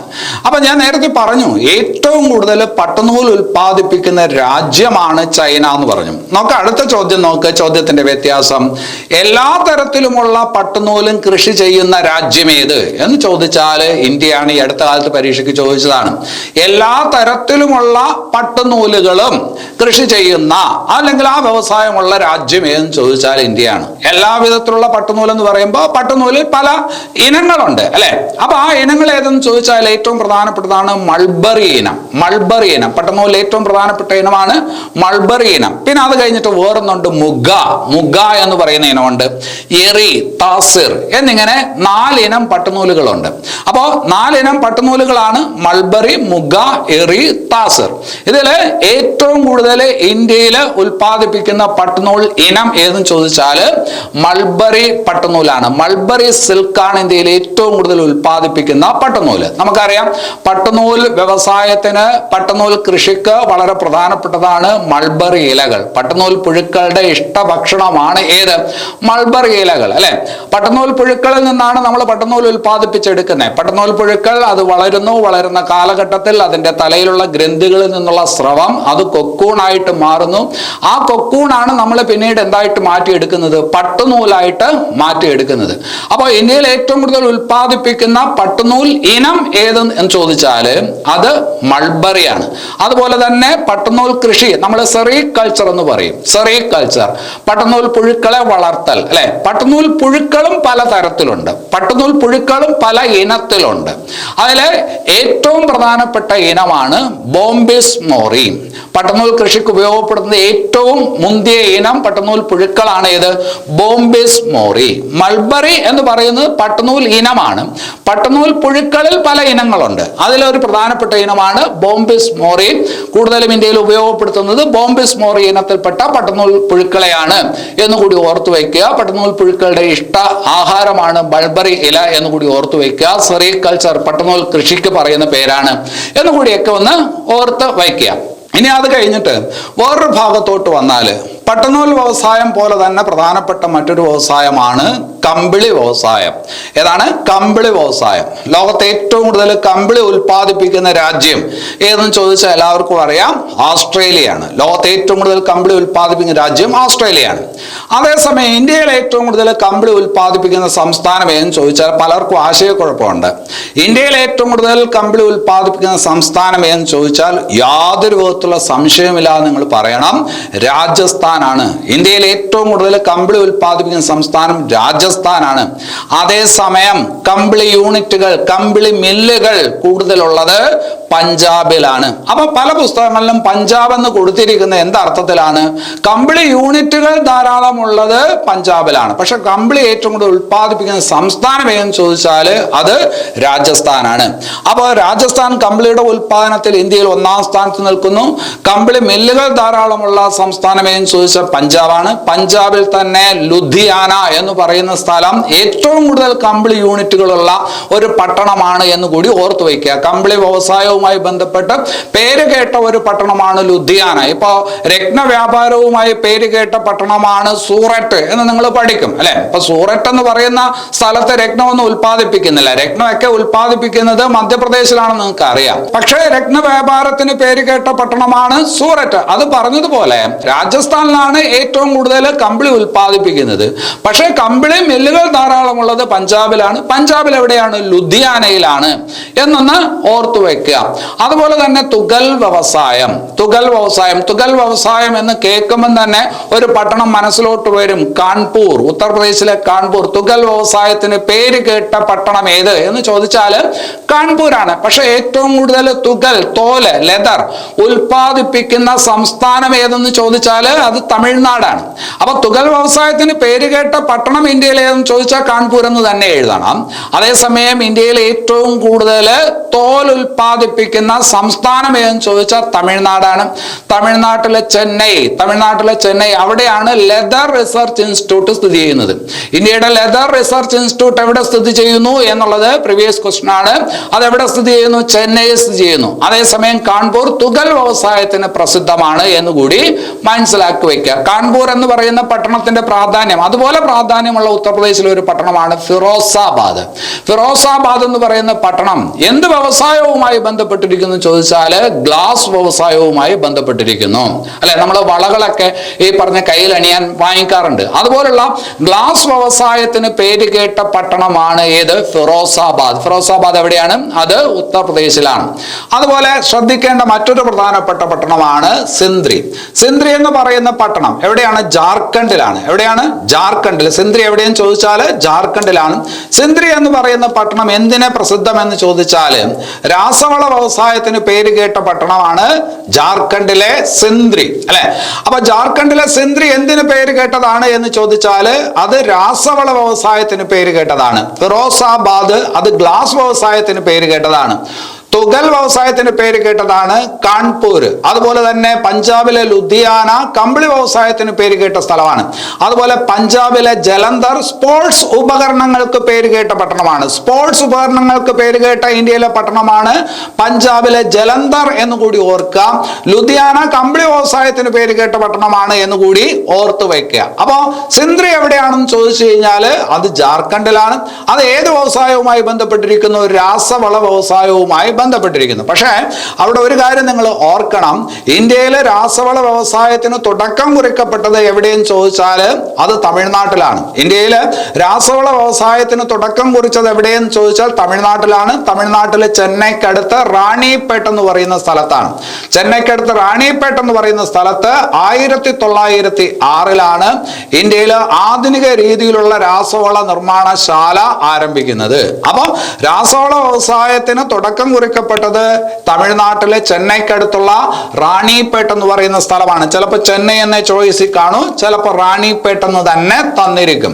അപ്പോ റാണിപേട്ട് 1906 6. അപ്പൊ അതൊന്ന് ഓർത്ത് വയ്ക്കണം. അവിടെ റാണിപ്പേട്ടിന്റെ കാര്യം പറയുമ്പോൾ അതുപോലെ പരീക്ഷയ്ക്ക് ചോദിക്കുന്നതാണ് സിമന്റ് വ്യവസായം. ലോകത്ത് സിമന്റ് വ്യവസായത്തിൽ മുന്നിട്ട് നിൽക്കുന്ന രാജ്യം ചൈനയാണ്. ചൈന കഴിഞ്ഞാൽ സിമന്റ് വ്യവസായത്തിൽ മുന്നിട്ട് നിൽക്കുന്ന രാജ്യം ഇന്ത്യയാണ്. ലോകത്ത് സിമന്റ് വ്യവസായത്തിൽ ഏറ്റവും മുന്നിട്ട് നിൽക്കുന്ന രാജ്യം ചൈനയാണ്. ചൈന കഴിഞ്ഞാൽ ഇന്ത്യയാണ്. ഇന്ത്യയിൽ ഏറ്റവും കൂടുതൽ സിമന്റ് ഉൽപ്പാദിപ്പിക്കുന്ന സംസ്ഥാനം മധ്യപ്രദേശാണ്. ഇന്ത്യയിൽ ഏറ്റവും കൂടുതൽ സിമന്റ് ഉൽപ്പാദിപ്പിക്കുന്ന സംസ്ഥാനം എന്ന് ചോദിച്ചാൽ മധ്യപ്രദേശാണ്. പക്ഷേ സിമന്റ് വ്യവസായത്തിന് തുടക്കം കുറിക്കപ്പെട്ടത് എവിടെയാണെന്ന് ചോദിച്ചാൽ 1904 ചെന്നൈക്കടുത്ത് റാണിപ്പേട്ട് എന്ന് പറയുന്ന സ്ഥലത്ത് തന്നെയാണ് ഇന്ത്യയിലെ സിമന്റ് വ്യവസായത്തിനും തുടക്കം കുറിക്കപ്പെട്ടത്. ഇന്ത്യയിലെ രാസവള വ്യവസായത്തിനും തുടക്കം കുറിക്കപ്പെട്ടത് ചെന്നൈക്കടുത്ത് റാണിപ്പേട്ട് എന്ന് പറയുന്ന സ്ഥലത്താണ്. അപ്പൊ അതൊന്ന് ഓർത്ത് വയ്ക്കണം. അതുപോലെ തന്നെ വേറെ ചില പ്രധാനപ്പെട്ട സ്ഥലങ്ങളുണ്ട്. പിംപ്രി എന്ന് പറയുന്ന സ്ഥലം മഹാരാഷ്ട്രയിലാണ്. പിംപ്രി എന്ന് പറയുന്ന സ്ഥലം എവിടെയാണ്? മഹാരാഷ്ട്രയിലാണ്. അവിടെ ഹിന്ദുസ്ഥാൻ ആന്റിബയോട്ടിക്സ് ലിമിറ്റഡ് എന്ന് പറയുന്ന ഒരു ഫാക്ടറി ഉണ്ട്, ഒരു ഔഷധ നിർമ്മാണശാല. ഇന്ത്യയിലെ ആദ്യത്തെ പൊതുമേഖലയിലെ ഔഷധ നിർമ്മാണശാല ഏതാണ് എന്ന് ചോദിച്ചാൽ HAL ആണ്. അതായത് ഹിന്ദുസ്ഥാൻ ആന്റിബയോട്ടിക്സ് ലിമിറ്റഡ്. HAL എന്ന് പറയുമ്പോൾ ഹിന്ദുസ്ഥാൻ എയറോനോട്ടിക് ലിമിറ്റഡ് ഉണ്ട്, അത് വേറെ. ഇത് HAL ഇന്ത്യയിലെ ആദ്യത്തെ ഔഷധ നിർമ്മാണശാല, പൊതുമേഖലയിലെ ഔഷധ നിർമ്മാണശാല എന്ന് ചോദിച്ചാൽ HAL ആണ്, ഹിന്ദുസ്ഥാൻ ആന്റിബയോട്ടിക്സ് ലിമിറ്റഡ് ആണ്. അത് എവിടെയെന്ന് ചോദിച്ചാൽ അത് പിംപ്രിയാണ്. പിംപ്രി എവിടെയെന്ന് ചോദിച്ചു കഴിഞ്ഞാൽ അത് മഹാരാഷ്ട്രയിലാണ്. പക്ഷെ ഈ രീതിയിലല്ല ഈ ചോദ്യത്തെ ഒരു പക്ഷെ നിങ്ങൾ കണ്ടിട്ടുള്ളത് ഇന്ത്യയുടെ പെൻസിലിൻ ഫാക്ടറി എവിടെ സ്ഥിതി ചെയ്യുന്നു എന്നാണ്. ഇന്ത്യയുടെ പെൻസിലിൻ ഫാക്ടറി എവിടെ സ്ഥിതി ചെയ്യുന്നു ചോദിച്ചാൽ ഇത് തന്നെയാണ് അതിന്റെ ഉത്തരം, പിംപ്രി. ഏതാണ്? HAL അഥവാ പിംപ്രിയാണ്. അപ്പൊ പിംപ്രി എന്തിനാണ് പെൻസിലിൻ ഫാക്ടറിക്ക് പേര് കേട്ടത്? സിന്ദ്രിയോ രാസവള നിർമ്മാണത്തിന് പേര് കേട്ട സ്ഥലം. അതുപോലെ തന്നെ നേപ്പാ നഗർ, മധ്യപ്രദേശിലെ നേപ്പാ നഗർ എന്തിന് പേര് കേട്ടതെന്ന് ചോദിച്ചാല് പേപ്പർ വ്യവസായത്തിന് പേര് കേട്ട പട്ടണമാണ് നേപ്പാ നഗർ. പേപ്പർ വ്യവസായത്തിന് പേര് കേട്ട പട്ടണമാണ് മധ്യപ്രദേശിലെ നേപ്പാ നഗർ. പക്ഷേ ഇന്ത്യയിൽ പേപ്പർ വ്യവസായത്തിന് തുടക്കം കുറിക്കപ്പെടുന്നത് എവിടെയെന്ന് ചോദിച്ചാൽ പശ്ചിമ ബംഗാളിലാണ്. ഇന്ത്യയിൽ പേപ്പർ വ്യവസായത്തിന് തുടക്കം കുറിക്കപ്പെട്ട പട്ടണം പശ്ചിമ ബംഗാളിലെ സേറാംപൂർ എന്ന് പറയുന്ന പട്ടണമാണ്. പശ്ചിമ ബംഗാളിലെ സേറാംപൂരിലാണ് ഇന്ത്യയിൽ പേപ്പർ വ്യവസായത്തിന് തുടക്കം കുറിക്കപ്പെട്ടത്. പേപ്പർ വ്യവസായത്തിന് പ്രസിദ്ധമായിട്ടുള്ള ഇന്ത്യൻ പട്ടണമാണ് മധ്യപ്രദേശിലെ നേപ്പാ നഗർ എന്ന് ഓർത്തു വയ്ക്കുക. അതുപോലെ തന്നെ നെയ്വേലി, ഇതുപോലെ കേട്ടിട്ടുള്ള ഒരു പേരാണ്. നെയ്വേലി തമിഴ്നാട്ടിലാണെന്ന് നിങ്ങൾക്ക് അറിയാം. നെയ്വേലി ലിഗ്നൈറ്റ് വ്യവസായത്തിന് പേര് കേട്ട പട്ടണമാണെന്ന് അറിയാം. ലിഗ്നൈറ്റ് എന്ന് പറയുന്നത് ബ്രൗൺ കോൾ എന്നറിയപ്പെടുന്ന ഒരിനം കൽക്കരിയാണ് എന്ന് നിങ്ങൾക്ക് അറിയാം. അപ്പോൾ ലിഗ്നൈറ്റ് വ്യവസായത്തിന് പേര് കേട്ട പട്ടണമാണ് തമിഴ്നാട്ടിലെ നെയ്വേലി എന്ന് ഓർത്തു വയ്ക്കുക. അതുപോലെ തന്നെ നേരത്തെ പറഞ്ഞു ജലന്ധർ സ്പോർട്സ് ഉപകരണങ്ങൾക്ക് പേര് കേട്ട സ്ഥലമാണ്. ജലന്ധർ. വജ്ര വ്യാപാരത്തിന് പേര് കേട്ട സ്ഥലമാണ് സൂററ്റ്, അല്ലെ? താപ്തി നദിയുടെ തീരത്തുള്ള സൂററ്റ്, ഗുജറാത്തിലെ സൂററ്റ് വജ്ര വ്യാപാരത്തിന് പേര് കേട്ട സ്ഥലമാണ്.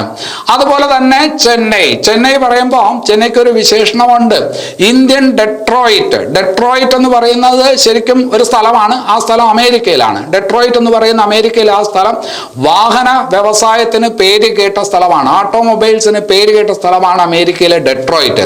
അതുപോലെ ഇന്ത്യൻ ഡെട്രോയിറ്റ് എന്നറിയപ്പെടുന്ന പട്ടണം ഏതെന്ന് ചോദിച്ചു കഴിഞ്ഞാൽ ഏതാണ്? ചെന്നൈയാണ്. ഇന്ത്യൻ ഡെട്രോയിറ്റ് എന്ന് വിശേഷിപ്പിക്കപ്പെടുന്ന പട്ടണം ഓട്ടോമൊബൈൽസ് വ്യവസായത്തിന്റെ പുരോഗതി കൊണ്ട് ഇന്ത്യൻ ഡെട്രോയിറ്റ് എന്നറിയപ്പെടുന്ന പട്ടണം ഏതെന്ന് ചോദിച്ചാൽ ചെന്നൈയാണ്. അപ്പോൾ ഇന്ത്യയിലെ വ്യവസായങ്ങൾ എന്ന് പറയുന്ന ഭാഗത്തെ ആദ്യത്തെ ക്ലാസ് ആണ്. ഈ ക്ലാസ്സിനകത്ത് കുറച്ച് കാര്യങ്ങൾ നമ്മൾ പഠിച്ചു. ഇതിന്റെ തുടർച്ചയായിട്ട് മറ്റൊരു ക്ലാസ് ഉണ്ട്. ഇന്ത്യയിലെ ധാതു അധിഷ്ഠിത വ്യവസായങ്ങളെ കുറിച്ച് പഠിക്കുമ്പോൾ അതിൽ ഏറ്റവും പ്രധാനപ്പെട്ടത് ഇന്ത്യയിലെ ഇരുമ്പുരുക്ക് വ്യവസായമാണെന്ന് ഞാൻ പറയാതെ തന്നെ നിങ്ങൾക്ക് എല്ലാവർക്കും അറിയാവുന്ന കാര്യമാണ്. ഇരുമ്പുരുക്ക് വ്യവസായത്തെ പൊതുവെ വിശേഷിപ്പിക്കുന്നത് വ്യാവസായിക വളർച്ചയുടെ നട്ടെല്ല് എന്നാണ്. വ്യാവസായിക വളർച്ചയുടെ നട്ടെല്ല് എന്ന് വിശേഷിപ്പിക്കുന്ന വ്യവസായം ഏത് എന്ന് ചോദിച്ചാൽ അത് ഇരുമ്പുരുക്ക് വ്യവസായമാണ്. ഇരുമ്പുരുക്ക് വ്യവസായം പ്രാഥമിക വ്യവസായം എന്നും അറിയപ്പെടും. പ്രാഥമിക വ്യവസായം എന്ന് പറയുമ്പോൾ ഏത് വ്യവസായമായാലും അതിൻ്റെയൊക്കെ നിലനിൽപ്പിന് ഏറ്റവും പ്രധാനപ്പെട്ട ഉൽപ്പന്നങ്ങൾ എന്ന് പറയുന്നത് ഇരുമ്പുരുക്ക് വ്യവസായവുമായി ബന്ധപ്പെട്ടതായിരിക്കും. അപ്പം സ്വാഭാവികമായിട്ടും നമ്മുടെ കാർഷിക മേഖലയായാലും വൈദ്യശാസ്ത്ര മേഖലയായാലും എല്ലാ മേഖലയിലും ഇരുമ്പുരുക്ക് വ്യവസായവുമായി ബന്ധപ്പെട്ട ഉൽപ്പന്നങ്ങൾ ഉണ്ടാവും. അതുകൊണ്ട് ഇരുമ്പുരുക്ക് വ്യവസായത്തെ നമ്മൾ അടിസ്ഥാന വ്യവസായം എന്നുകൂടി വിശേഷിപ്പിക്കാറുണ്ട്. അതുപോലെ തന്നെ ഇരുമ്പുരുക്ക് വ്യവസായമാണ് നമ്മുടെ അടിസ്ഥാന സൗകര്യ വികസനവുമായി ബന്ധപ്പെട്ട് ഏറ്റവും അടുത്ത് നിൽക്കുന്ന വ്യവസായം. ഒരു രാജ്യത്തിൻ്റെ ഇൻഫ്രാസ്ട്രക്ചർ ഡെവലപ്മെൻറ്റിനകത്ത്, അതായത് നല്ല റോഡുകളും കാര്യങ്ങളും പാലങ്ങളും ഒക്കെ പണിയണമെങ്കിൽ സ്വാഭാവികമായിട്ടും അതിന് മുതൽക്കൂട്ടാകുന്നത് രാജ്യത്തെ ഇരുമ്പുരുക്ക് വ്യവസായമാണ്. അപ്പോൾ ഈ രാജ്യത്തിൻ്റെ ഇൻഫ്രാസ്ട്രക്ചർ ഡെവലപ്മെൻറ്റിന്, അതായത് അടിസ്ഥാന സൗകര്യ വികസനത്തിന് ഏറ്റവും കൂടുതൽ ഉപയോഗപ്പെടുന്നത് ഏത് വ്യവസായമാണ് എന്ന് ചോദിച്ചാൽ ഇരുമ്പുരുക്ക് വ്യവസായമാണ്. ഒരു രാജ്യത്ത് ഇരുമ്പുരുക്ക് വ്യവസായം എത്രത്തോളം പുരോഗമിച്ചിട്ടുണ്ടോ അത്രത്തോളം രാജ്യം വ്യാവസായിക രംഗത്ത് പുരോഗമിക്കപ്പെടുന്നു എന്നാണ് പൊതുവിലുള്ള വിലയിരുത്തൽ. അപ്പോൾ അതൊക്കെ നിങ്ങളൊന്ന് മനസ്സിലാക്കി വെക്കണം.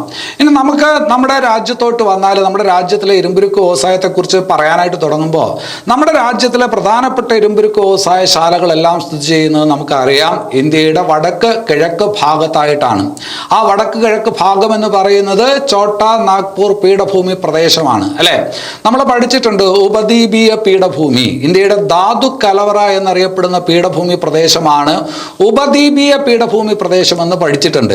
അതിൻ്റെ ഒരു ഭാഗമാണ് ഛോട്ടാ നാഗ്പൂർ പീഠഭൂമി പ്രദേശം. ആ ഛോട്ടാ നാഗ്പൂർ പീഠഭൂമി പ്രദേശത്താണ് ഏറ്റവും കൂടുതൽ, ഏറ്റവും വലിയ ഇരുമ്പുരുക്ക് ശാലകളെല്ലാം സ്ഥിതി ചെയ്യുന്നത്. എന്തുകൊണ്ടാണ് ആ ഭാഗത്ത് ഇത്രയും കൂടുതൽ ഇരുമ്പുരുക്ക് വ്യവസായ ശാലകൾ വരാനുള്ള കാരണം എന്ന് ചോദിച്ചു കഴിഞ്ഞാൽ, ഈ വ്യവസായത്തെ സംബന്ധിച്ചിടത്തോളം ഏറ്റവും പ്രധാനമെന്ന് പറയുന്നത് ധാതു വിഭവങ്ങളാണ്. കാരണം ഈ വ്യവസായവുമായി ബന്ധപ്പെട്ട ഇരുമ്പയിര് പോലുള്ള ധാതുക്കളൊക്കെ ധാരാളമായി കിട്ടുന്ന ഒരു പ്രദേശത്തെ ഈ വ്യവസായത്തിന് നിലനിൽപ്പുള്ളൂ.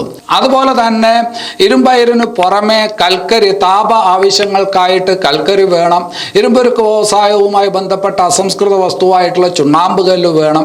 ഇതെല്ലാം ഉള്ള ഒരു പ്രദേശത്തായിരിക്കും ഏറ്റവും കൂടുതൽ ഇരുമ്പുരുക്ക് വ്യവസായശാലകൾ ഉണ്ടാവുക. അതുപോലെ തന്നെ അടിസ്ഥാന സൗകര്യങ്ങൾ വേണം, അതായത് ഗതാഗത സൗകര്യം വേണം. ധാതുക്കളൊക്കെ കൊണ്ടുവരാനും ഇവിടെ നിന്ന് ഉൽപ്പന്നങ്ങൾ കൊണ്ടുപോകാനും പറ്റുന്ന വിധത്തിലുള്ള ഗതാഗത സൗകര്യം വേണം. നല്ല ജലലഭ്യത ഉണ്ടായിരിക്കണം. ഇരുമ്പുരുക്ക് വ്യവസായമാണ്, അപ്പോൾ സ്വാഭാവികമായിട്ടും തണുപ്പിക്കുന്നതിനുമൊക്കെ ധാരാളം ജലലഭ്യത വേണം. അപ്പോൾ ഇതൊക്കെ കൂടുതലായിട്ടുള്ള പ്രദേശങ്ങളിലായിരിക്കും ഈ വ്യവസായം നന്നായിട്ട് പോകുന്നത്. അതിന് പറ്റിയ ഒരു സ്ഥലമാണ് ഇന്ത്യയുടെ വടക്ക് കിഴക്കൻ പ്രദേശം, ഛോട്ടാ നാഗ്പൂർ പീഠഭൂമി പ്രദേശം. ധാതു ലഭ്യത കൊണ്ട്, ജലലഭ്യത കൊണ്ട്, അതുപോലെ തന്നെ വളരെ തുച്ഛമായിട്ടുള്ള ലേബർ, അതായത് വളരെ കുറഞ്ഞ വേതനത്തിന് ജോലി ചെയ്യാനായിട്ട് ധാരാളം ആൾക്കാരെ ആ പ്രദേശത്ത് ലഭിക്കും. ഒരുപാട് ട്രൈബൽ വിഭാഗത്തിലുള്ള ആൾക്കാരുള്ള സ്ഥലം കൂടിയാണ് ഛോട്ടാ നാഗ്പൂർ പീഠഭൂമി പ്രദേശം. അപ്പോൾ ഇരുമ്പുരുക്ക് വ്യവസായത്തിൻ്റെ അടിസ്ഥാന കാര്യങ്ങളിലൊക്കെ ഇതെല്ലാം വളരെ പ്രധാനപ്പെട്ട കാര്യങ്ങളാണ്. അതുകൂടി ഒന്ന് മനസ്സിലാക്കി വയ്ക്കുക. എന്തായാലും ഇരുമ്പുരുക്ക് വ്യവസായത്തിൽ ലോകത്ത് മുൻപന്തിയിൽ നിൽക്കുന്ന രാജ്യം ചൈനയാണെന്ന് നിങ്ങൾക്ക് അറിയാം. ഇരുമ്പുരുക്ക് വ്യവസായത്തിൽ ലോകത്ത് മുൻപന്തിയിൽ നിൽക്കുന്ന രാജ്യം ചൈനയാണ്. തൊട്ട് പിറകിൽ നിൽക്കുന്നത് ഇന്ത്യയാണ്. ഇരുമ്പുരുക്ക് വ്യവസായത്തിൽ ഇന്ത്യയുടെ സ്ഥാനം എത്ര എന്ന് ചോദിച്ചു കഴിഞ്ഞാൽ 2ാം സ്ഥാനത്താണ്, അല്ലെ? ഇന്ത്യയുടെ ധാതു കലവറ എന്ന് ഉപദ്വീപീയ പീഠഭൂമി പ്രദേശത്തെ പറയും. ഇന്ത്യയുടെ ധാതു കലവറ എന്നറിയപ്പെടുന്ന ഉപദ്വീപീയ പീഠഭൂമിയിലെ പീഠഭൂമി പ്രദേശം എന്ന് ചോദിച്ചാൽ ഛോട്ടാ നാഗ്പൂർ പീഠഭൂമി പ്രദേശം എന്ന് പറയും.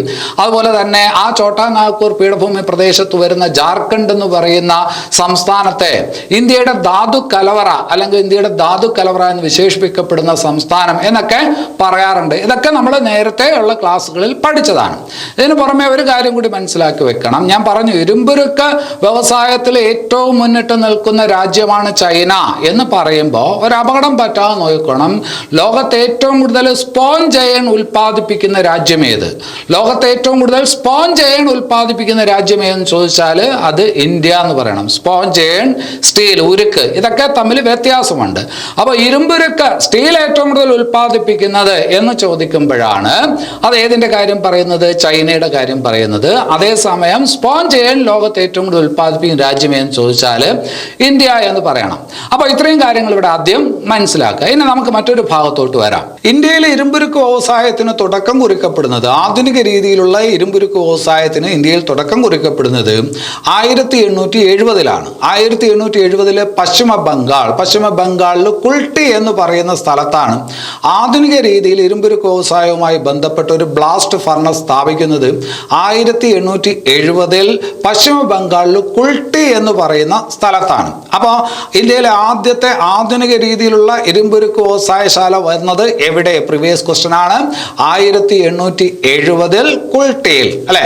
അതിന് തൊട്ടടുത്ത് മറ്റു 1-2 ഇരുമ്പുരുക്ക് വ്യവസായ കേന്ദ്രങ്ങൾ അടുത്തുണ്ട്.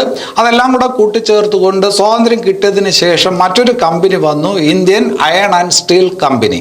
Indian iron and steel company സ്വാതന്ത്ര്യത്തിന് ശേഷമാണ്. അത് Indian iron and steel company ആയിട്ടാണ് ഇന്ന് പ്രവർത്തിക്കുന്നത്. കുൾട്ടിയുടെ കൂടെ കൂടെ ഉണ്ടായിരുന്ന മറ്റ് 3-4 വ്യവസായശാലകളെല്ലാം കൂടെ ചേർത്തുകൊണ്ട് Indian iron and steel company ആയിട്ടാണ് നിലവിൽ പ്രവർത്തിക്കുന്നത്.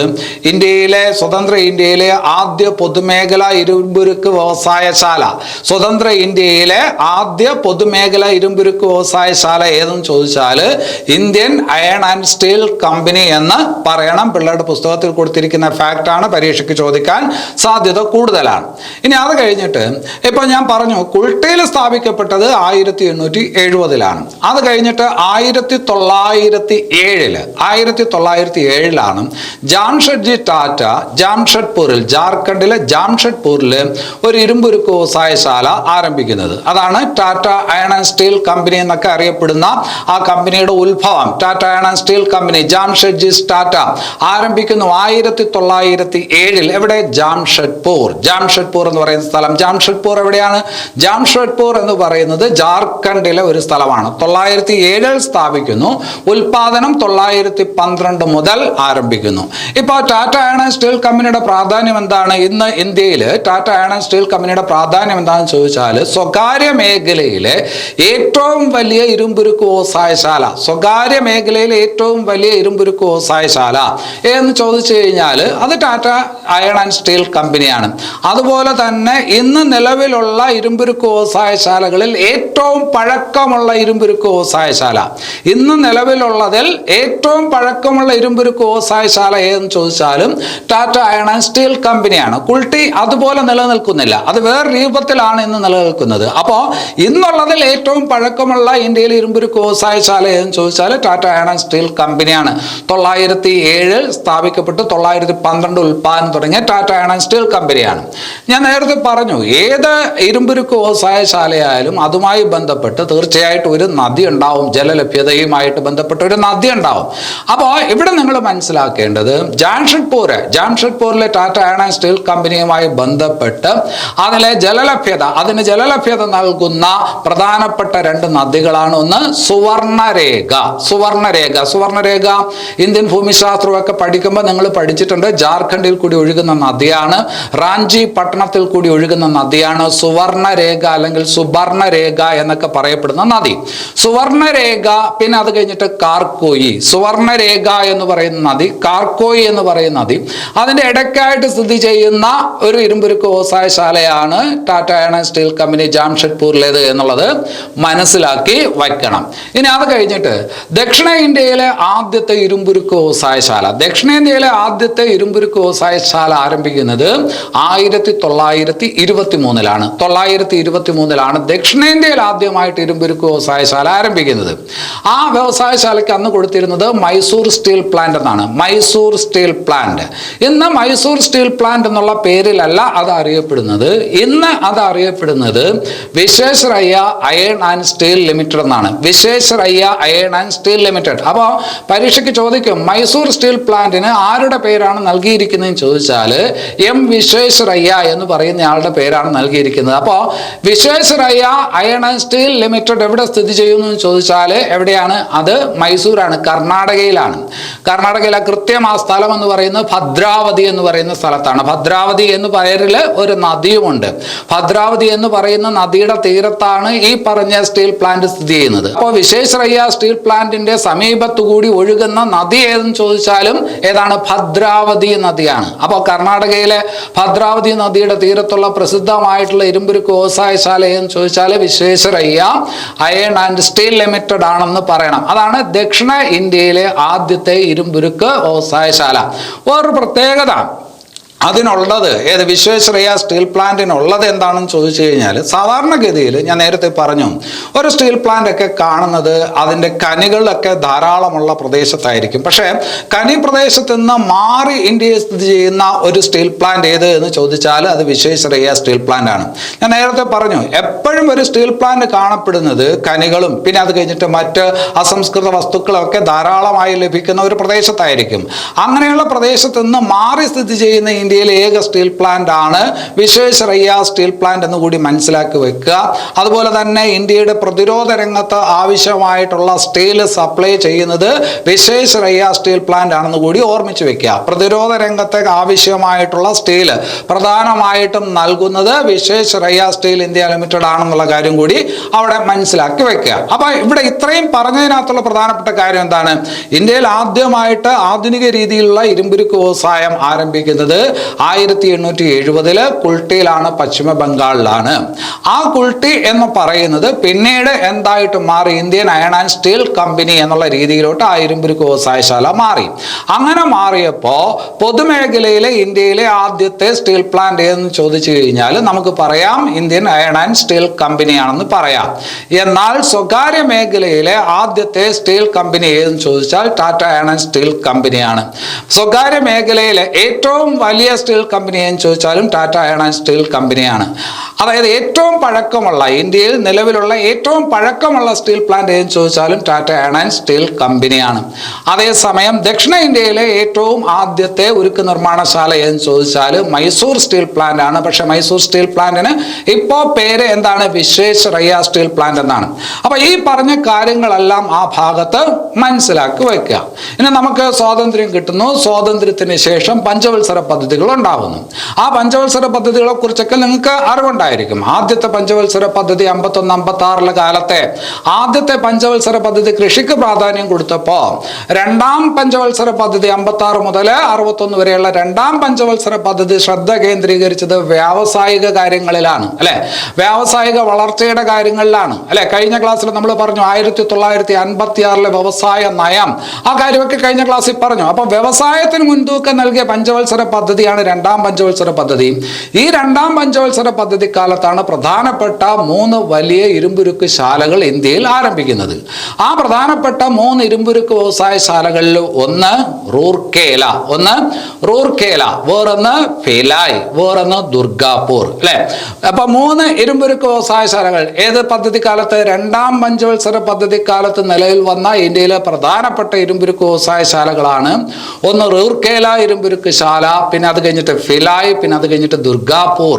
ഈ പറഞ്ഞ 3 ഇരുമ്പുരുക്ക് ശാലകളും വരുന്നത് രണ്ടാം പഞ്ചവത്സര പദ്ധതി കാലത്താണ്. ശ്രദ്ധിച്ച് പഠിക്കണം.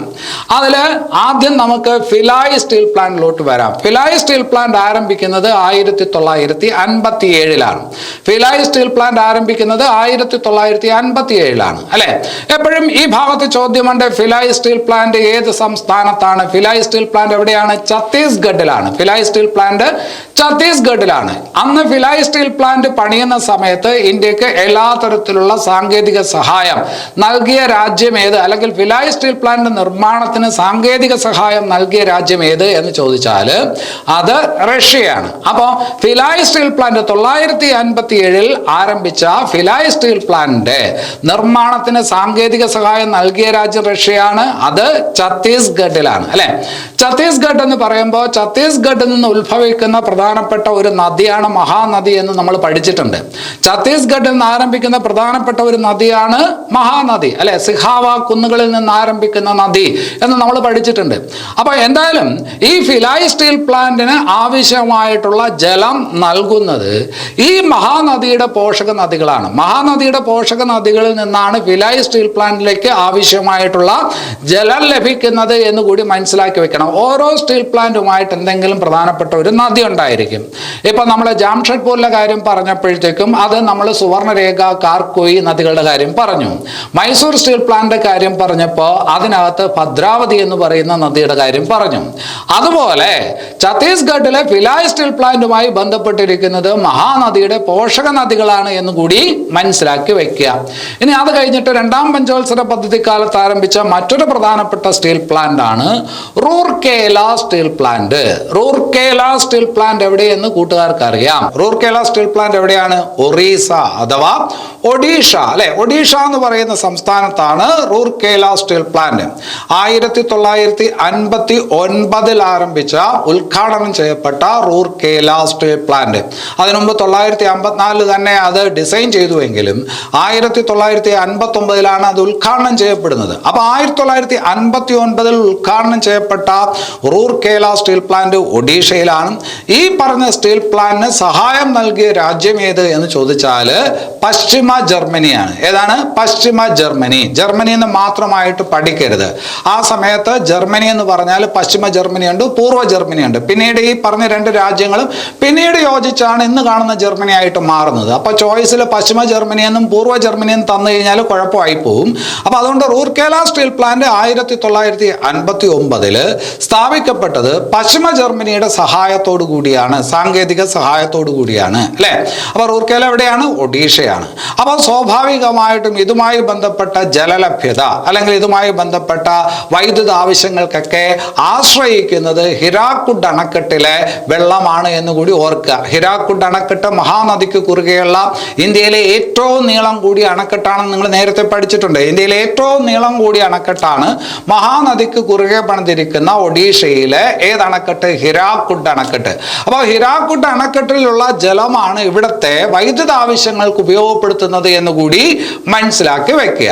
ഇനി അത് കഴിഞ്ഞിട്ട് രണ്ടാം പഞ്ചവത്സര പദ്ധതി കാലത്ത് ഉണ്ടായ മറ്റൊരു പ്രധാനപ്പെട്ട steel plant Durgapur steel plant ആണ്. ദുർഗാപൂർ സ്റ്റീൽ പ്ലാന്റ് എവിടെയാണ്? പശ്ചിമ ബംഗാളിലാണ്. ദുർഗാപൂർ സ്റ്റീൽ പ്ലാന്റ് പശ്ചിമ ബംഗാളിലാണ്, അല്ലെ? ഈ ദുർഗാപൂർ സ്റ്റീൽ പ്ലാന്റ് നിർമ്മാണത്തിന് സഹായം നൽകിയ രാജ്യം ഏത് എന്ന് ചോദിച്ചാൽ അത് ബ്രിട്ടനാണ്. അപ്പോ മൂന്നെണ്ണവും കൃത്യമായിട്ട് പഠിച്ചു വെക്കണം. ഫിലായ് സ്റ്റീൽ പ്ലാന്റ് അതിന് സഹായം നൽകിയത്, വർഷം കൂടി നോക്ക്, 1957. അതിന് സഹായം നൽകിയത് റഷ്യ, അല്ലെ? റൂർക്കേല അതിന് പശ്ചിമ ജർമ്മനി. ദുർഗാപൂർ സ്റ്റീൽ പ്ലാന്റ് 1959 അതിന് സാങ്കേതിക സഹായം നൽകിയ രാജ്യം എന്ന് ചോദിച്ചാൽ ബ്രിട്ടനാണ്. ഈ ദുർഗാപൂർ സ്റ്റീൽ പ്ലാന്റ് ഏത് നദിയുമായി ബന്ധപ്പെട്ടിരിക്കുന്നു, അല്ലെങ്കിൽ ദുർഗാപൂർ സ്റ്റീൽ പ്ലാന്റ് അടുത്തുകൂടി ഒഴുകുന്ന നദി എന്ന് ചോദിച്ചതെന്ന് പറയണം. അത് ദാമോദർ നദിയാണ്. ദാമോദർ നദിയാണ്. ചോട്ടാ നാഗ്പൂർ പീഠഭൂമി പ്രദേശത്ത് നിന്ന് ഉത്ഭവിക്കുന്ന ജാർഖണ്ഡിലൂടെ ഒഴുകി പശ്ചിമ ബംഗാളിലെത്തുന്ന നദിയാണ് ദാമോദർ, അല്ലെ? ബംഗാളിന്റെ ദുഃഖം എന്നൊക്കെ അറിയപ്പെടുന്ന നദിയാണ് ദാമോദർ. ജാർഖണ്ഡിൽ കൂടെ ഒഴുകി ഈ പശ്ചിമ ബംഗാളിലെത്തുന്ന നദിയാണ്.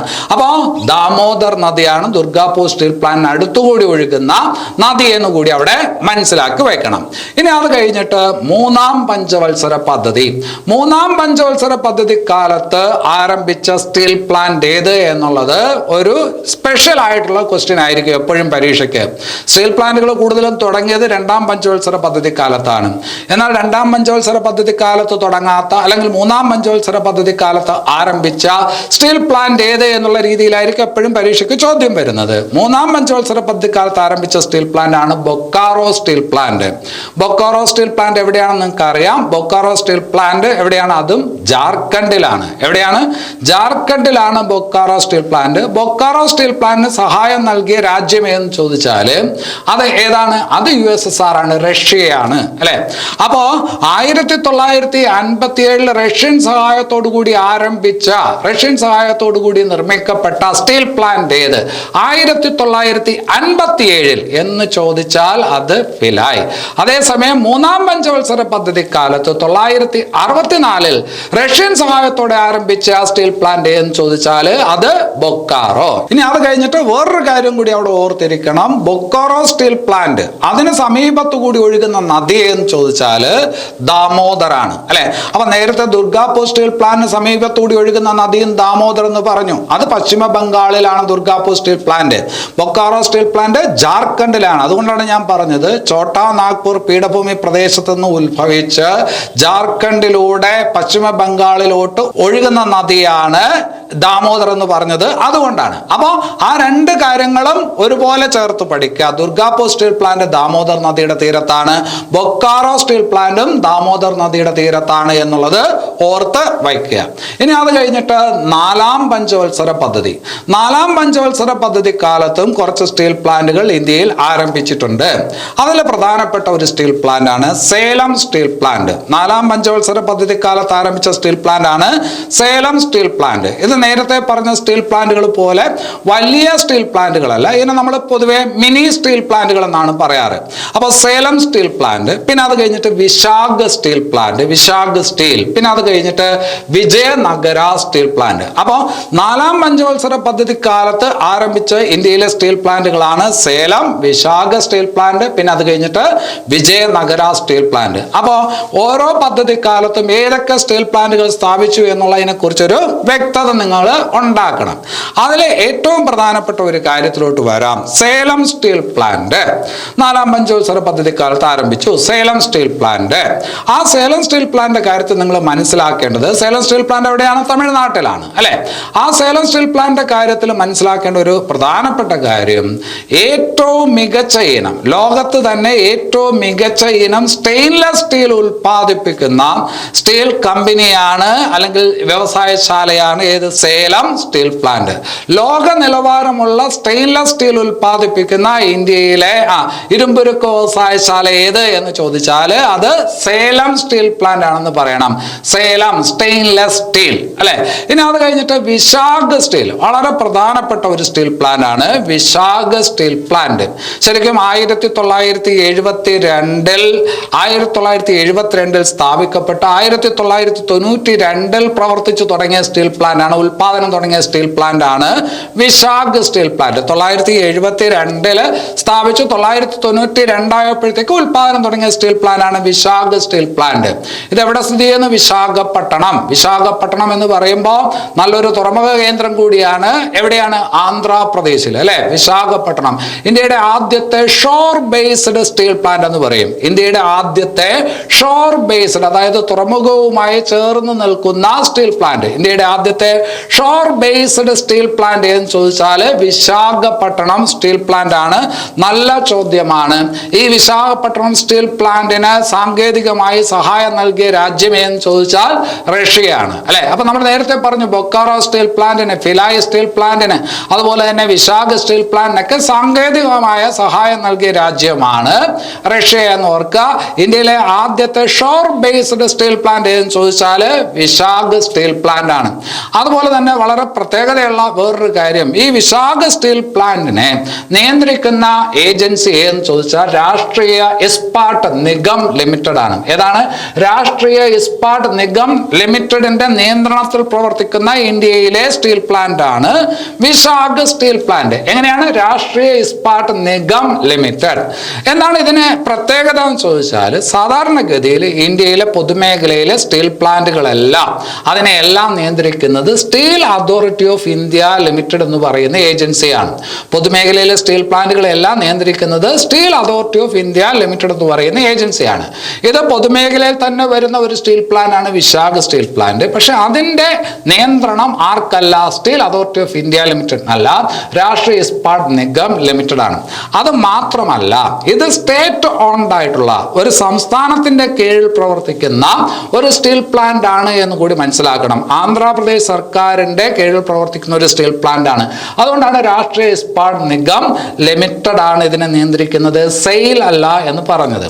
അപ്പൊ അവിടെ sale, steel authority of India limited അല്ലെ. ഇന്ത്യയിലെ പൊതുമേഖല ഇരുമ്പുരുക്ക് വ്യവസായശാലകളെ നിയന്ത്രിക്കുന്ന ഏജൻസിയാണ് സ്റ്റീൽ അതോറിറ്റി ഓഫ് ഇന്ത്യ. ഇത് നിലവിൽ വരുന്നത് 1973 സ്റ്റീൽ അതോറിറ്റി ഓഫ് ഇന്ത്യ നിലവിൽ വരുന്നത് 1973. അപ്പൊ കൂട്ടുകാർക്ക് സംശയം വരും, ചില പുസ്തകങ്ങളിൽ 1954 തന്നിരിക്കും. 1954 അതിന് ഹിന്ദുസ്ഥാൻ സ്റ്റീൽ ലിമിറ്റഡ് എന്നാണ് ആ കമ്പനിയുടെ പേര്. 1954 ഉള്ള കമ്പനിക്ക് ഹിന്ദുസ്ഥാൻ സ്റ്റീൽ ലിമിറ്റഡ് എന്നാണ് പേര്. ഇന്ന് കാണുന്നത് പോലെ ഇത്രയും അധികാരമൊന്നും അന്ന് ആ കമ്പനിക്ക് ഉണ്ടായിരുന്നില്ല. അതിന് ആ അധികാരമൊക്കെ കൊടുത്ത് steel authority of India limited ആയിട്ട് മാറുന്നത് 1973. സ്റ്റീൽ അതോറിറ്റി ഓഫ് ഇന്ത്യ ലിമിറ്റഡിന്റെ ആസ്ഥാനം എവിടെയെന്ന് ചോദിച്ചാൽ അത് ന്യൂഡൽഹിയാണ് എന്നുകൂടി അവിടെ ഓർത്തു വയ്ക്കുക. ന്യൂഡൽഹിയാണ്. അപ്പൊ നമ്മൾ പറഞ്ഞത് എന്താണ്? 4ാം പഞ്ചവത്സര പദ്ധതി കാലത്ത് വന്ന പ്രധാനപ്പെട്ട ഒരു സ്റ്റീൽ പ്ലാന്റ് ആണ് സേലം സ്റ്റീൽ പ്ലാന്റ്. സ്റ്റെയിൻലെസ് സ്റ്റീലിന് പ്രസിദ്ധി ആർജിച്ച സ്റ്റീൽ പ്ലാന്റ് ആണ് സേലം സ്റ്റീൽ പ്ലാന്റ് എന്ന് പറഞ്ഞു. ഇന്ത്യയുടെ ആദ്യത്തെ ഷോർ ബേസ്ഡ് സ്റ്റീൽ പ്ലാന്റ് ആണ് വിശാഖപട്ടണം സ്റ്റീൽ പ്ലാന്റ് എന്ന് പറഞ്ഞു. സെയിലിന്റെ നിയന്ത്രണത്തിൽ അല്ലാത്ത സ്റ്റീൽ പ്ലാന്റ് ആണെന്ന് പറഞ്ഞു അല്ലെ. സെയിൽ സ്ഥാപിക്കപ്പെട്ട 1973 പറഞ്ഞു. 4ാം പഞ്ചവത്സര പദ്ധതി കാലത്ത് വന്ന മറ്റൊരു സ്റ്റീൽ പ്ലാന്റ് ആണ് Vijayanagara steel plant. Vijayanagara steel plant ഏത് സംസ്ഥാനത്താണെന്ന് പഠിച്ചു വെക്കുക. വിജയനഗര സ്റ്റീൽ പ്ലാന്റ് എവിടെയെന്ന് ചോദിച്ചാൽ കർണാടകയാണ്. മറ്റു കാര്യങ്ങൾ അവിടെ പഠിക്കാനായിട്ടില്ല. അപ്പോൾ ഇന്ത്യയിലെ ഇരുമ്പുരുക്ക് വ്യവസായവുമായി ബന്ധപ്പെട്ട് പരീക്ഷകൾക്ക് ഈ ഭാഗത്തുനിന്ന് ചോദ്യം വരും. ഇതിനു പുറമെ ഇരുമ്പുരുക്ക് വ്യവസായവുമായി ബന്ധപ്പെട്ട് തന്നെ വളരെ പ്രധാനപ്പെട്ട ചില നിർമ്മാണ കേന്ദ്രങ്ങൾ വേറെയുണ്ട്. അതിലൊന്നാണ് ചിത്തരഞ്ജൻ ലോക്കോമോട്ടീവ്സ് വർക്ക്, അല്ലെ? നമ്മുടെ ട്രെയിനുമായി ബന്ധപ്പെട്ട് ചിത്തരഞ്ജൻ ലോക്കോമോട്ടീവ് വർക്ക്സ് എവിടെയാണ് എന്ന് ചോദിച്ചാൽ പശ്ചിമ ബംഗാളിലാണ്. ചിത്തരഞ്ജൻ ലോക്കോമോട്ടീവ് വർക്ക്സ് എവിടെ സ്ഥിതി ചെയ്യുന്നു എന്ന് ചോദിച്ചാൽ പശ്ചിമ ബംഗാളിലാണ്. ചിത്തരഞ്ജൻ എന്ന പേരുള്ള ആ സ്ഥലത്ത് തന്നെയാണ്. ചിലപ്പോൾ ചോയ്സിൽ ചിത്തരഞ്ജൻ എന്നോ പശ്ചിമ ബംഗാളം തരത്തില്ല, ബുർദവൻ എന്ന് തന്നിരിക്കും. പശ്ചിമ ബംഗാളിലെ ബുർദവൻ എന്ന് പറയുന്ന ഡിസ്ട്രിക്റ്റിലാണ് ചിത്തരഞ്ജൻ ലോക്കോമോട്ടീവ് വർക്ക്സ് സ്ഥിതി ചെയ്യുന്നത്. പഠിച്ചു വെക്കണം, ആവർത്തിച്ച് ചോദിക്കുന്ന ചോദ്യമാണ്. അതുപോലെ തന്നെ ഡീസൽ ലോക്കോമോട്ടീവ് വർക്ക്സ് എവിടെ സ്ഥിതി ചെയ്യുന്നു? ഡീസൽ ലോക്കോമോട്ടീവ് വർക്ക്സ് എവിടെ സ്ഥിതി ചെയ്യുന്നു എന്ന് ചോദിച്ചാൽ വാരണാസിയിലാണ്, ഉത്തർപ്രദേശിലാണ്, വാരണാസിയിലാണ്. അപ്പോൾ ചിത്തരഞ്ജൻ ലോക്കോമോട്ടീവ് വർക്ക്സ് നമുക്ക് പെട്ടെന്ന് കിട്ടും. അത് പശ്ചിമ ബംഗാളിലാണ്, ബുർദവൻ എന്ന് പറയുന്ന സ്ഥലത്താണ്, അല്ലെങ്കിൽ ചിത്തരഞ്ജൻ എന്ന് പറയുന്ന സ്ഥലത്താണ്. ഡീസൽ ലോക്കോമോട്ടീവ് വർക്ക്സ് എവിടെയെന്ന് ചോദിച്ചാൽ അതെവിടെയാണ്? അത് വാരണാസിയിലാണ്. അതുപോലെ തന്നെ diesel component works, diesel component works. ഇപ്പോൾ ഡീസൽ ലോക്കോമോട്ടീവ് വർക്ക്സ് എന്ന് പറയുമ്പോഴത്തേക്കും അതിന്റെ എഞ്ചിനൊക്കെ ഉണ്ടാക്കുന്നതിന് വേണ്ടിയിട്ടുള്ള ഫാക്ടറിയാണ്. ഡീസൽ കമ്പോണന്റ് വർക്ക്സ് എന്ന് പറയുമ്പോൾ ഡീസൽ എഞ്ചിനുകൾ ഉണ്ടാക്കുന്നതിന് ആവശ്യമായുള്ള കമ്പോണന്റ്സ് ഉണ്ടാക്കുന്ന ഫാക്ടറിയാണ്. ഡീസൽ കമ്പോണന്റ് വർക്ക്സ് എവിടെ സ്ഥിതി ചെയ്യുന്നു ചോദിച്ചാൽ പട്യാലയിലാണ്. ഡീസൽ കമ്പോണന്റ് വർക്ക്സ് എവിടെ സ്ഥിതി ചെയ്യുന്നു? പട്യാല, പഞ്ചാബ്. മാറിപ്പോവാതെ പഠിക്കണം, എനിക്കും മാറും. അപ്പോൾ ഡീസൽ കമ്പോണന്റ് വർക്ക്സ് എവിടെ സ്ഥിതി ചെയ്യുന്നു ചോദിച്ചാൽ പട്യാലയിലാണ്. ഇന്റഗ്രൽ കോച്ച് ഫാക്ടറി എത്രയോ പരീക്ഷയ്ക്ക് ചോദിച്ച ചോദ്യമാണ്. ഇന്റഗ്രൽ കോച്ച് ഫാക്ടറി എവിടെ സ്ഥിതി ചെയ്യുന്നു? ഇന്റഗ്രൽ കോച്ച് ഫാക്ടറി എവിടെ സ്ഥിതി ചെയ്യുന്നു ചോദിച്ചാൽ പേരാമ്പൂർ ആണ്. പേരാമ്പൂർ എവിടെയാണ്? തമിഴ്നാട്ടിലാണ്. അപ്പോൾ ചിത്തരഞ്ജൻ ലോക്കോമോട്ടീവ് വർക്ക്സ് പശ്ചിമ ബംഗാളില്, ബുർദവനില്, ഡീസൽ ലോക്കോമോട്ടീവ് വർക്ക്സ് വാരണാസിയിൽ, ഡീസൽ കമ്പോണന്റ് വർക്ക്സ് പട്യാലയില്, പഞ്ചാബില്. ഇന്റഗ്രൽ കോച്ച് ഫാക്ടറി എവിടെ സ്ഥിതി ചെയ്യുന്നു? പേരാമ്പൂർ, തമിഴ്നാട്. ഇനി ആ ചോദ്യം ചോദിക്കും. അതുപോലെ റെയിൽ കോച്ച് ഫാക്ടറി എവിടെ സ്ഥിതി ചെയ്യുന്നു? റെയിൽ കോച്ച് ഫാക്ടറി എവിടെ സ്ഥിതി ചെയ്യുന്നു എന്ന് ചോദിച്ചാൽ കപൂർത്തല. റെയിൽ കോച്ച് ഫാക്ടറി എവിടെ സ്ഥിതി ചെയ്യുന്നു? കപൂർത്തല. കപൂർത്തല എവിടെയാണ്? Punjab. Rail coach factory Kapurthala, Punjab. Diesel component works Patiala, Punjab. ഓർത്തു വയ്ക്കണം. പിന്നെ അത് കഴിഞ്ഞിട്ട് വളരെ പ്രധാനപ്പെട്ടതാണ്, എപ്പോഴും പരീക്ഷയ്ക്ക് ചോദിക്കാറുണ്ട്, വീൽ ആൻഡ് ആക്സൽ പ്ലാന്റ് എവിടെ സ്ഥിതി ചെയ്യുന്നു? വീൽ ആൻഡ് ആക്സൽ പ്ലാന്റ്, അല്ലെ? റെയിൽവേയുമായി ബന്ധപ്പെട്ട വീൽ ആൻഡ് ആക്സൽ പ്ലാന്റ് എവിടെ സ്ഥിതി ചെയ്യുന്നു എന്ന് ചോദിച്ചാൽ യലഹങ്ക. യലഹങ്ക എന്ന് പറയുന്ന സ്ഥലം എവിടെയാണ്? യലഹങ്ക എന്ന് പറയുന്ന സ്ഥലം കർണാടകയിലാണ്. അപ്പോൾ വീൽ ആൻഡ് ആക്സൽ പ്ലാന്റ് എവിടെ സ്ഥിതി ചെയ്യുന്നു? യലഹങ്ക, കർണാടക. അതുപോലെ heavy vehicle factory, heavy vehicle factory, bulldozer പോലുള്ള ഹെവി വെഹിക്കിൾ ഫാക്ടറി സ്ഥിതി ചെയ്യുന്നത് എവിടെയെന്ന് ചോദിച്ചാൽ ആവടി, തമിഴ്നാട്. ആവടി, തമിഴ്നാട്. അപ്പോൾ ഈ പറഞ്ഞ പ്രധാനപ്പെട്ട ഫാക്ടറികളും അത് എവിടെ സ്ഥാപിക്കപ്പെട്ടിരിക്കുന്നു എന്നുള്ളതും കൂടി പഠിച്ചു വെക്കണം. ഇതുമായി ബന്ധപ്പെട്ട് തന്നെ പഠിക്കേണ്ട കാര്യമാണ്. അപ്പോൾ ഹെവി വെഹിക്കിൾ ഫാക്ടറി എവിടെയാണ്? ആവടി. അങ്ങനെ ഇന്ത്യയിലെ ഇരുമ്പുരുക്ക് വ്യവസായവുമായി ബന്ധപ്പെട്ട് പ്രാഥമികമായി അറിയേണ്ട കുറേ കാര്യങ്ങൾ നമ്മൾ പഠിച്ചു കഴിഞ്ഞു. ഇത് എത്രയും മതി എന്ന് ഞാൻ അവകാശപ്പെടുകയില്ല. കൂടുതൽ വസ്തുതകൾ പഠിച്ചെടുക്കേണ്ടത് ഒരു ഉദ്യോഗാർത്ഥി എന്നുള്ള നിലയിൽ നിങ്ങളുടെ ഉത്തരവാദിത്തമാണ്. നമുക്ക് പരീക്ഷയ്ക്ക് നല്ല റാങ്കിലോട്ട് എത്തിയാൽ മാത്രമേ ഉദ്യോഗം നേടാനായിട്ട് പറ്റൂ. അപ്പോൾ കൂടുതൽ കാര്യങ്ങൾ അന്വേഷിച്ച് കണ്ടെത്താനുള്ള ഒരു ശ്രമം നിങ്ങളുടെ ഭാഗത്തുനിന്ന് വേണം. ഇന്നത്തെ ക്ലാസ് ഇവിടെ അവസാനിക്കുന്നു. ഈ ക്ലാസ് നിങ്ങൾക്ക് ഇഷ്ടപ്പെട്ടു എന്ന് വിചാരിക്കുന്നു. തീർച്ചയായിട്ടും ഇഷ്ടപ്പെട്ടു എങ്കിൽ നിങ്ങൾ ഈ ചാനൽ സബ്സ്ക്രൈബ് ചെയ്യുക, ലൈക്ക് ചെയ്യുക, കമൻറ്റ് ചെയ്യുക, ഷെയർ ചെയ്യുക. എല്ലാവർക്കും നല്ലത് വരട്ടെ. നന്ദി.